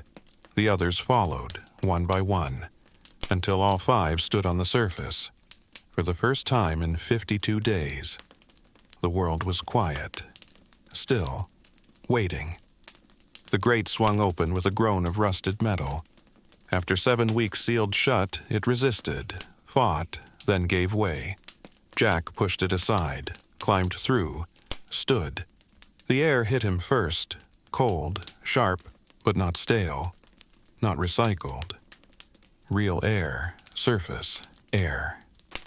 He breathed deep, tasted ash, tasted chemicals, but also something else, life. The others emerged, rose from the earth like ghosts, like people being born again. They stood in the drainage ditch, in the dark. 5 silhouettes against an orange-tinted sky. Nobody spoke. Just breathed, felt the wind on their faces, felt the space around them, infinite space after weeks of concrete walls. Ryan fell to his knees, touched the ground, the dead grass, the ash-covered earth. "We made it," he whispered. "We actually made it." They'd survived. Against all odds, against nuclear war and radiation and starvation and injury and infection. 5 kids, underground, for 52 days. And they'd lived. The drainage ditch looked different than when they'd entered. More ash, more debris. The edges had partially collapsed. But it was recognizable. Still their entrance, their exit. The threshold between worlds. Behind them, below them, the tunnels waited. Dark, empty, silent. Their tomb that had become their home. Their prison that had become their salvation. "Should we seal it?" Ben asked. "The grate?" "No," Jack said. "Leave it open. Someone else might need it." They left it. The passage to the underworld, the door to survival. And they turned, faced north, toward Chicago, toward the safe zones, toward whatever came next. The baseball field spread before them, unrecognizable, a gray wasteland where grass and laughter had been. The school, their high school, where they'd spent 3 years learning algebra and reading Shakespeare and complaining about homework, was gone, just rubble, a mound of broken brick and twisted steel. They walked across the field, slow, careful, like they'd forgotten how to move in open space. The sky stretched above them, vast, overwhelming after weeks of concrete ceilings. It wasn't black, wasn't the deep night sky black they remembered. It was hazy, orange, like looking through dirty glass. No stars, no moon, just that strange, sickly glow. "Is that normal?" Danny asked. "Nothing's normal now," Ben said. But the air was moving. Wind, real wind. Not the stagnant air of the tunnels. And in the distance, maybe miles away, maybe closer, hard to tell, lights. Faint, flickering, signs of other people, other survivors. They weren't alone. At the edge of the baseball field, they paused, looked back one more time, at the drainage ditch, at the grate, at the entrance to the tunnels, their home for 7 weeks, the place that had saved them, the place they'd never see again. "Goodbye," Danny said softly, and they walked away, into the dead world, into the night, into uncertainty. But together, still together, the basement boys, survivors. They walked through the night, north, always north, past ruins, past burned buildings and collapsed houses and cars abandoned at strange angles, past bodies they tried not to look at, past evidence of a world that had ended. They moved quietly, cautiously, avoiding main roads, staying in shadows. Twice, they heard voices, other people. Moving in the darkness, they hid, waited, let them pass. Jack had been right. The surface was dangerous. Other survivors were desperate, unpredictable. Better to stay unseen, stay safe. As dawn approached, the first dawn they'd seen in 7 weeks, they found shelter, an abandoned farmhouse, partially collapsed. But with the basement intact, they descended, underground again. Instinct, safety, slept through the day, huddled together, alert to every sound. That evening, they continued, another night of walking, through farmland, through devastation. The landscape was gray. Everything was gray. Trees leafless and dying, fields barren. The earth itself looked sick, but there were signs of life, small ones, easy to miss. Birds, not many, but some. Crows, mostly. Circling, scavenging, and plants, struggling, stunted, but growing. Green shoots pushing through ash. Life persisting, adapting, surviving. On the 3rd day of travel, they reached the outskirts of what had been Joliet, a larger town, or what was left of it. More destruction here. Worse destruction. The blast had been closer. Buildings flattened, streets cratered, everything covered in that endless gray ash, but also people, living people, survivors. They saw them from a distance, a group, maybe 20, living in makeshift shelters, tents, crude structures made from debris. Smoke rose from cook fires, voices carried on the wind. "Should we approach?" Ryan asked. "Not yet," Jack said. "Let's observe first." They watched from hiding, studying, learning. The group seemed organized, peaceful, sharing resources. No obvious violence. But they were thin, gaunt, starving. And there were soldiers, men in uniform, or what looked like uniform, carrying weapons, watching the perimeter. "Military?" Danny whispered. "Maybe, or just people with guns." They debated approaching, decided against it. Better to keep moving, get closer to Chicago, find the official safe zones. They skirted the encampment, continued north. On the 4th day, as they crested a hill at dawn, they saw it. Chicago, or what remained. The skyline was different. Wrong. Buildings missing. Others damaged. Smoke rising from 100 places. But it was still there. Still standing. Still alive. And between them and the city, spread across the landscape, were camps, hundreds of tents, thousands of people. The safe zones, real. Not a broadcast lie, not automated hope, real. They'd made it. "Oh my God," Ryan breathed.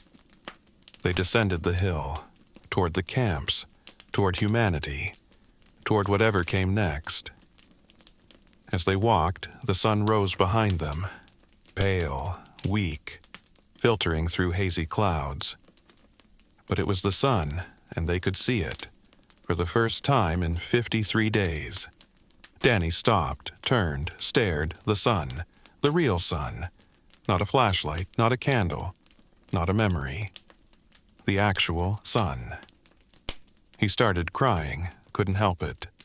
Tears streaming down his dirty face. The others stopped too, looked at the sky. Pale orange, sickly. Wrong, but beautiful. God, it was beautiful.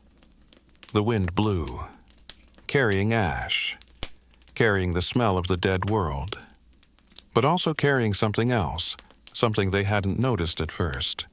The smell of trees, of grass, of earth, life, struggling, damaged, irradiated, but alive. The world hadn't ended, not completely, not yet. It was dying, maybe, slowly. But maybe it could heal, given time, given hope, given people who refused to give up. They stood on that hill as the sun rose, 5 boys who'd survived the impossible, who'd hidden in darkness and emerged into light, and they looked at the broken world before them, and they chose to keep living. Before they went to the camps, they needed to know, needed to see, needed to understand what had become of Eaglesville. So they went back. One more time, in daylight. The walk took 2 hours, retracing their path, south, away from Chicago, toward home. They reached Eaglesville at mid-morning. What was left of it? Main Street was gone, the hardware store, Rosie's Diner, the stoplight, the pharmacy, the library, all of it. Gone, reduced to rubble and ash and twisted metal. Some buildings still stood, partially. Walls without roofs, facades without interiors, ghosts of structures, reminders of what had been. They walked slowly, through streets they'd known their whole lives. Streets that were now graveyards. They passed the elementary school, where Ryan's mom had taught 2nd grade. The building was collapsed, a pile of brick, no survivors. They passed the hospital, where Jack's mom had worked. One wing still stood, the rest was destroyed. Smoke stains on the remaining walls, evidence of fire. They passed the church, the park, the gas station, all gone, all destroyed. The death toll must have been catastrophic. Thousands dead in the initial blast. Thousands more from radiation. Thousands more from starvation and disease and despair. A town of 24,000 reduced to, what, hundreds? Dozens? How many people had run to basements and died there trapped? How many had fled and not made it far enough? How many had survived the blast only to succumb to radiation poisoning? They'd never know. The stories died with the people. They went to their homes, the places they'd grown up. Jack's house on Maple Avenue was a shell. Roof collapsed. Walls standing but blackened. Windows blown out. He stood in the driveway. Stared. Tried to remember it as it had been. White siding, blue shutters, his dad's car in the garage, his mom's flower garden, all gone. He didn't go inside. Couldn't. Too painful. Ryan's house on Lincoln Drive was worse. Completely flattened. Just a foundation and scattered debris. Nothing recognizable. Ryan knelt in what had been his front yard. Dug through ash. Found a piece of melted plastic. Maybe a toy from his sister's room. Maybe nothing. He held it. Closed his eyes. They might have left. Jack said quietly. "Might have gone to your aunt's. Might be alive somewhere." "Maybe," Ryan said, but he didn't believe it. Danny's house was partially standing, one wall intact, the rest collapsed. He found his room, or where his room had been.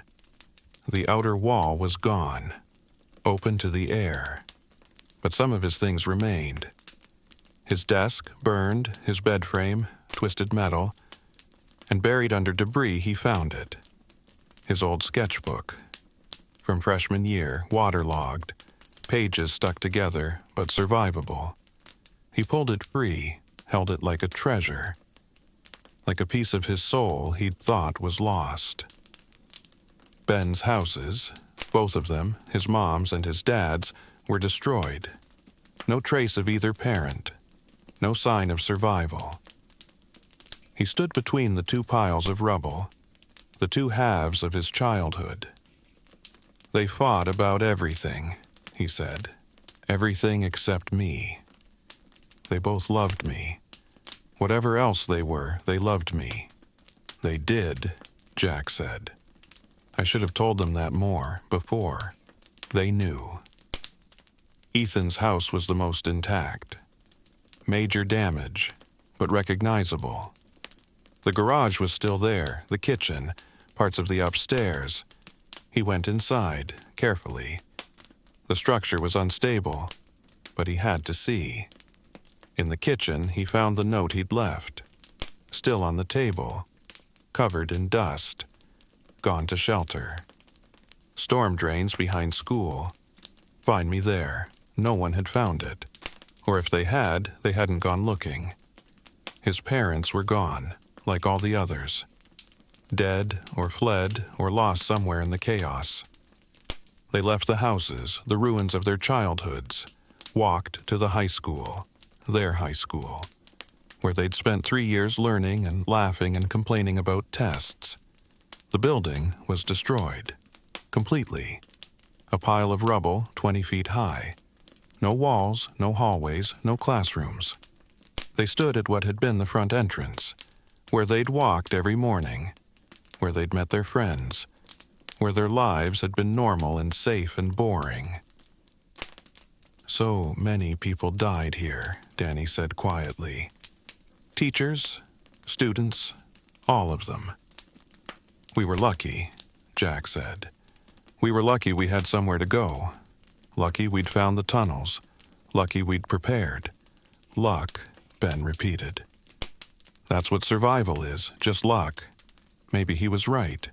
Maybe they'd survived by chance, by accident, by being in the right place at the right moment. Or maybe they'd survived because they were together, because they'd stayed together, because they'd refused to give up. Maybe both. They stood at the ruins of Eaglesville High School. 5 survivors of the class that would never graduate.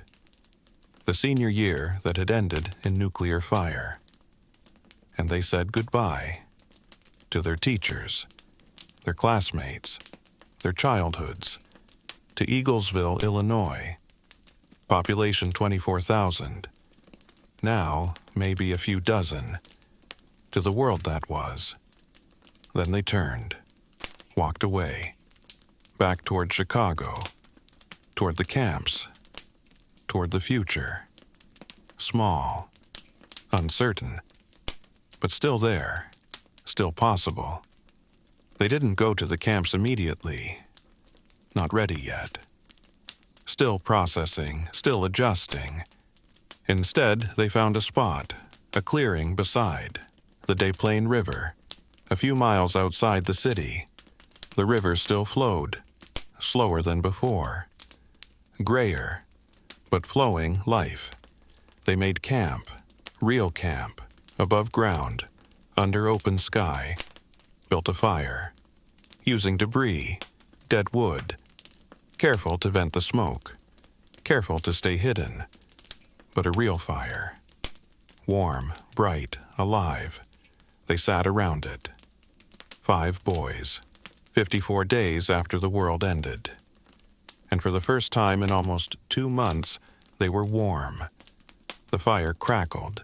Sparks rose toward the darkening sky. The sun set, pale orange fading to deeper orange fading to gray. And then, stars. Not many, not like before.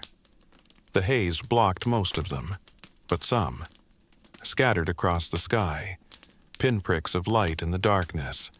Danny pointed. Look.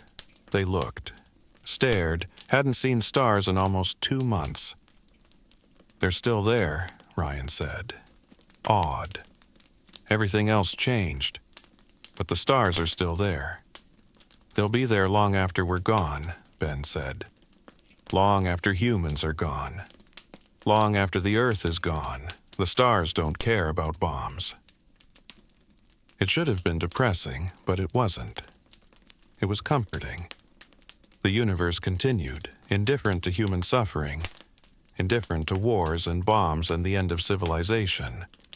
The stars would keep shining. The Earth would keep turning. Life would adapt and persist and evolve, with or without humans. They ate their last ration of food, shared it, made it last. Tomorrow they'd go to the camps, register as survivors, find help, find food, find whatever came next. But tonight, they were free, unregistered, unaccounted for. Just 5 kids by a river under a sky full of stars. Remember when we thought senior year would be our biggest problem? Ryan said, smiling. College applications, prom, graduation. God, we were stupid, Ben said. We were kids. We still are. Are we? Silence. Because he was right. They weren't kids anymore. Couldn't be. The world had forced them to grow up, fast, hard. What do you think happens now? Danny asked. At the camps, after. We survive, Jack said. Find jobs, help rebuild, do whatever we can. And then, I don't know. We live, we remember. We keep going. Is that enough? It has to be. They sat in silence, watching the fire, feeling the warmth, being together. Ethan pulled out his dad's shortwave radio, the one he'd carried underground, the one he'd fixed and maintained and kept alive. He turned it on, cycled through frequencies, static, static, static. Then, music, faint, distant, but real. A piano, playing something classical, something beautiful. They listened, transfixed. Someone, somewhere, was broadcasting music, creating beauty, refusing to let culture die. The song ended. A voice came on, speaking Russian, then English, heavily accented. This is Radio Free World, broadcasting from, we continue, music and hope for all survivors. You are not alone. The signal faded, returned to static. But they'd heard it. Proof that humanity survived, not just in camps and ruins, but in art, in music, in the determination to create and share and connect. We're not alone, Ryan said, echoing the broadcast. We're really not alone. They slept that night under stars, under sky, for the first time in 54 days. No concrete above them, no darkness pressing in, just space, infinite space. It was terrifying, overwhelming, and wonderful. Danny dreamed of his mom, his dad, his family alive somewhere, waiting for him. Ryan dreamed of football, of running through grass that wasn't gray, of crowds cheering and lights shining and everything being normal again. Ben dreamed of books, libraries full of them, stories surviving, knowledge preserved. Ethan dreamed of fixing things, rebuilding, taking broken pieces and making them whole. Jack dreamed of home, not the ruined houses, but home as a feeling, as a place in time, as the five of them together laughing at something stupid, living in a moment that would never come again. They woke with the sun, pale, weak, but rising. A new day, day 55, the first day of whatever came next. They put out the fire, gathered their things, stood by the river one more time. "Ready?" Jack asked. They nodded. Together, they walked toward the camps, toward Chicago, toward the future, toward life. 20 years later, someone found the storm drains. A salvage crew, working through the ruins of Eaglesville, looking for scrap metal, usable materials, anything to reclaim from the dead town. One of them, a young woman, maybe 25, too young to remember the world before, found the grate, behind what had been the baseball fields. She pried it open, shone a flashlight down. "Hey," she called to her crew, "there's something down here." They descended, 5 of them, into the tunnels, into the darkness that had sheltered 5 boys 2 decades earlier. The tunnels were the same. Time hadn't changed them much. Still concrete, still damp, still cool. They explored, following chalk marks on the walls, arrows pointing deeper. And then they found it. The keep, the maintenance room where 5 boys had lived for 7 weeks, where they'd survived the end of the world. The walls were covered, every inch, words, drawings, names, dates, messages. The salvage crew stood in silence, reading, understanding. The basement boys, Jack, Ryan, Danny, Ben, Ethan, still here, still fighting. Day 1, August 14th, 2024. The bombs fell, we survived. Day 15. Found Tyler Morrison. He didn't make it. We will. Day 42. 6 weeks underground, still alive. The calendar wall. 52 marks, 52 days of survival. Danny's murals. Faded, but still visible. Faces. Landscapes. Blue skies. Memories preserved in chalk and charcoal. The messages to families that were never read. Mom, Dad, Sarah, Mike, I'm okay. I'm safe. I love you. Ryan. The instructions for survival. The water sources. The maps. The crew chief, an older man who remembered the world before, read everything. Twice. Then, he pulled out his radio. Called back to base. "We found something," he said. "You need to send a documentation team, history team, whatever we have. There's a story here, a survival story. It needs to be preserved." The woman with him took photographs. Hundreds of them. Every wall, every message, every drawing. "Who were they?" she asked. "These boys, did they make it?" The crew chief didn't know. No one did. The salvage operation paused. A historical preservation team arrived from Chicago. Scholars, archivists, people dedicated to documenting the old world. They cataloged everything.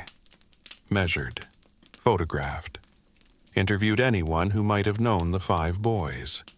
And eventually, they found answers.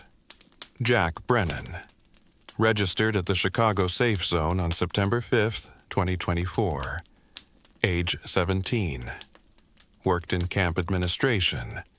Helped organize supply distribution. Later became a civil engineer. Helped rebuild water systems. Married. 3 children. Still alive. Age 37. Living in New Chicago. Ryan Kowalski.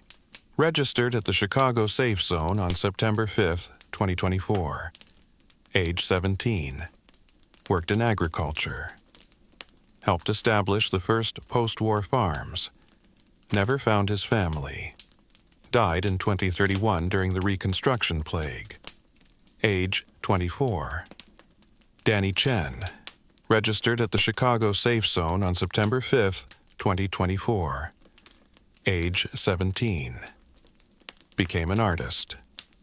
Documented the rebuilding through drawings and paintings. His work hangs in the National Recovery Museum. Still alive, age 37. Teaching art to children born after the war. Ben Hargrove. Registered at the Chicago Safe Zone on September 5, 2024. Age 18. Became a journalist. Wrote extensively about survivor experiences. Published a memoir in 2029. Died in 2036 in an accident during reconstruction work. Age 30. Ethan Morse. Registered at the Chicago Safe Zone on September 5, 2024. Age 16. Became a radio technician. Helped establish the communication network between settlements. Later designed water purification systems. Still alive, age 36, living in New Springfield. 4 of them made it. 4 survived the camps, the reconstruction, the hard years that followed. 1 didn't. Ryan, the optimist. The one who'd believed things would work out. But he'd lived. For 7 years after the war. Had fought and worked and helped rebuild. That counted for something. The historical team interviewed the 3 survivors who remained. Asked them about the tunnels. About those 52 days. Jack came back to Eaglesville for the first time in 20 years. Stood at the entrance to the storm drains. Looked down into the darkness. "We were just kids," he said to the interviewer. "Scared, alone. We didn't know what we were doing. We just knew we had to survive." "How did you do it?" "We stayed together. That's the only reason. We could have turned on each other, could have panicked, could have given up. But we didn't. We stayed together." Danny came too. Brought his sketchbook, the one he'd salvaged from his ruined house. The pages were brittle, faded, but preserved. He stood in the keep, looked at the drawings he'd made on the walls 2 decades earlier. "I was trying to remember," he said quietly, "trying to hold on to the world. I didn't know if we'd make it. Didn't know if anyone would ever see these, but I had to create something.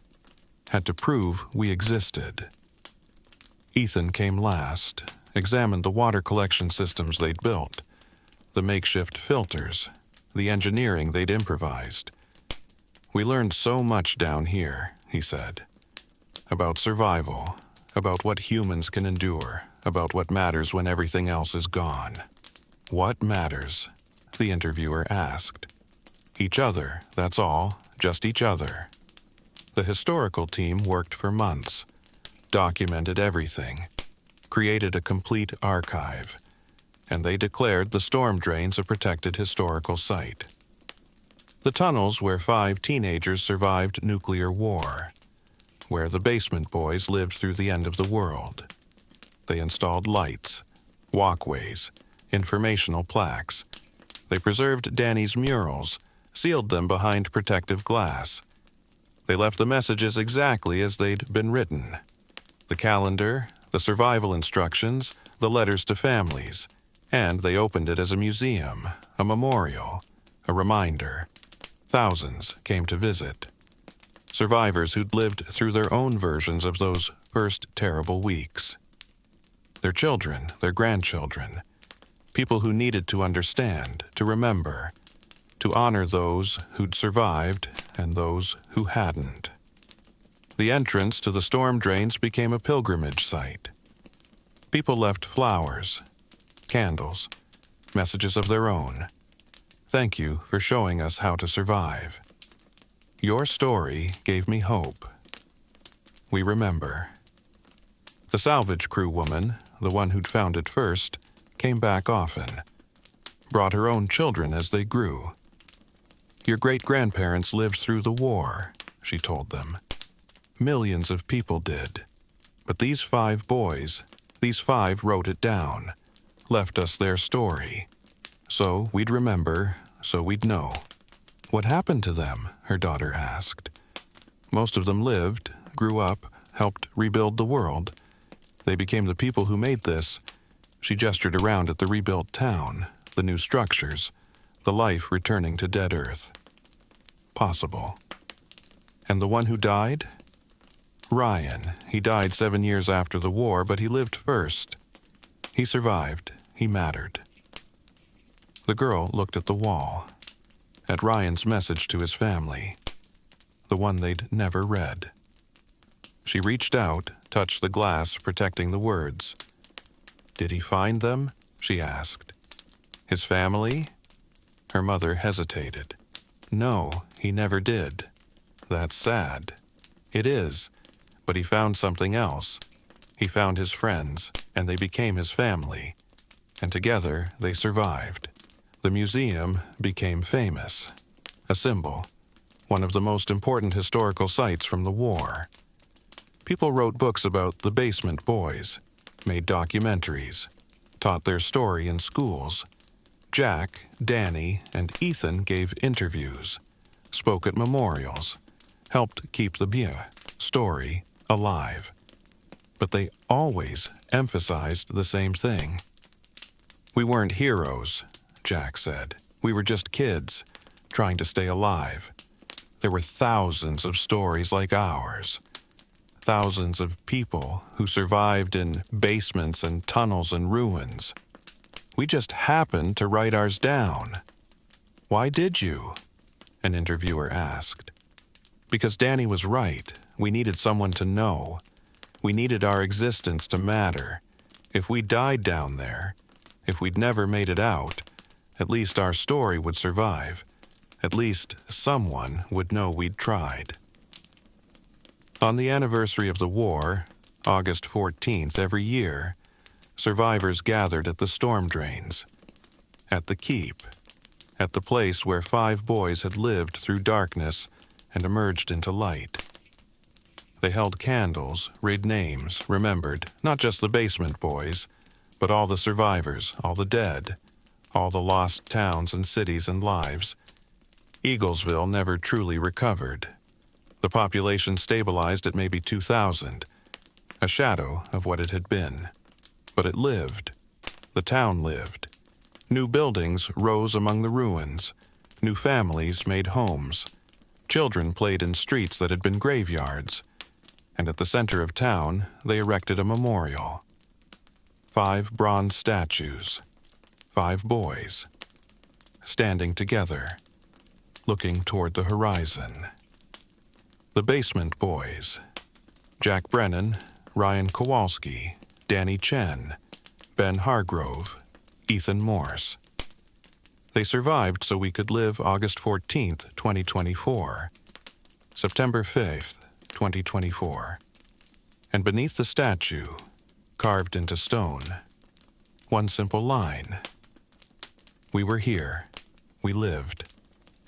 Jack stood at the memorial on the 40th anniversary. Age 57. Gray hair. Weathered face. 3 grown children beside him. Danny stood with him. Age 57. Still painting. Still creating. Still trying to capture the light. Ethan stood with them. Age 56, leaning on a cane. His leg had never fully healed, but he'd never let it stop him. Ben was absent, dead 10 years, but remembered. Always remembered.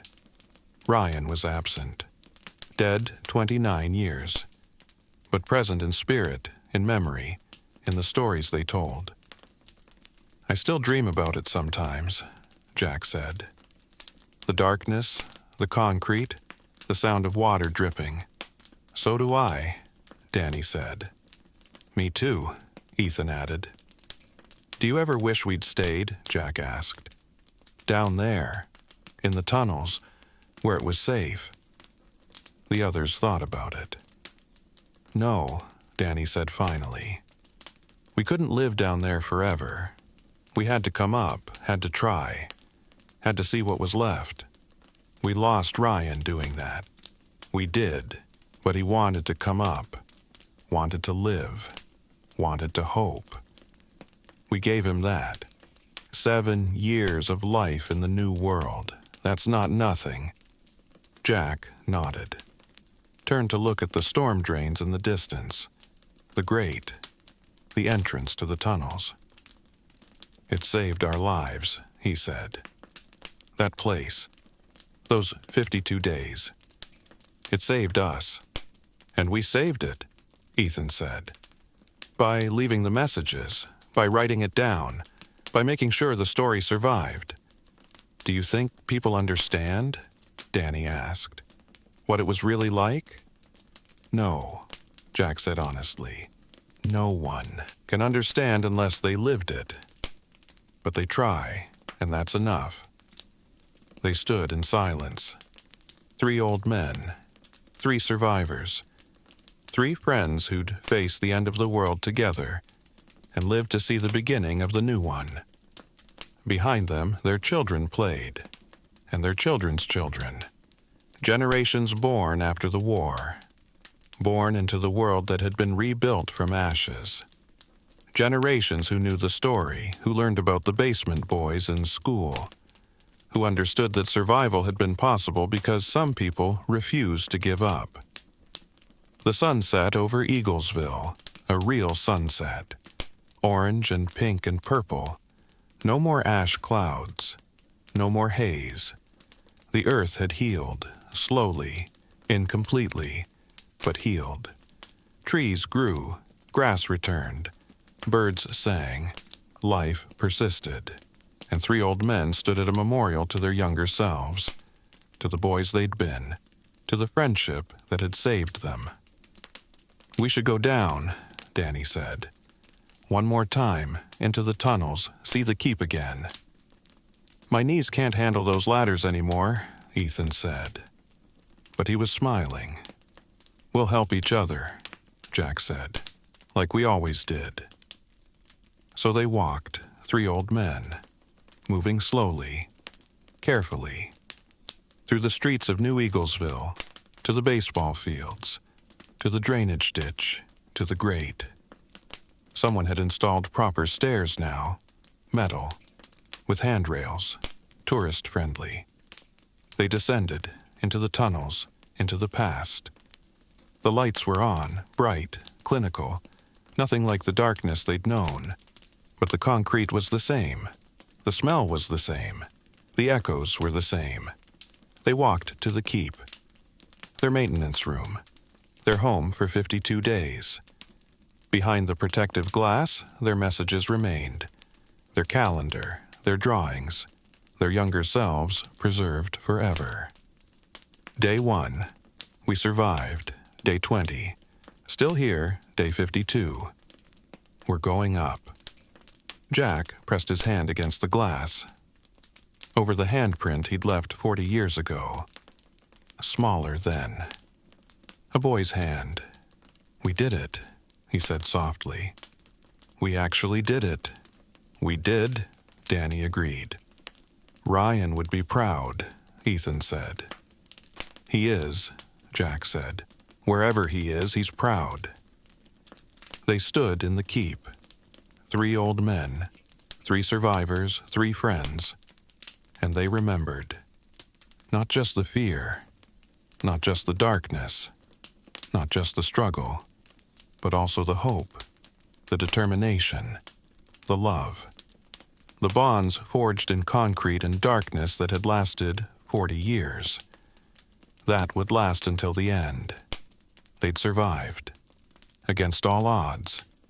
Against nuclear war and radiation and starvation and despair. They'd survived because they'd stayed together. And that simple truth, was the story they'd left behind. The story that would outlive them. That would be told for generations. The story of 5 boys in the storm drains of Eaglesville, Illinois, who faced the end of the world and lived the end. If you've made it this far, thank you for listening to tonight's story. The Tale of the Basement Boys. 5 friends who survived 52 days underground during a nuclear war, who emerged into a shattered world and helped rebuild it, who left behind a message written in concrete and chalk that would inspire generations. You might debate whether or not this story is fiction, but the truth it contains is real. Human resilience, the power of friendship, the determination to survive and create meaning even when everything seems lost. If you're still awake, if you made it through all 3 hours of this story, leave a comment below. Tell me where you're listening from. Tell me what survival stories you'd like to hear next. Tell me anything. I'll be back next week with another story, another scenario, another journey into the what-ifs that keep us awake at night. If you're still restless and would like to hear more stories of survival, have a listen to our last episode about how to survive the apocalypse in Disney World. Until then, sleep well, dream well, and remember, no matter how dark things seem, humans have an incredible capacity to endure, to adapt, to survive. Good night.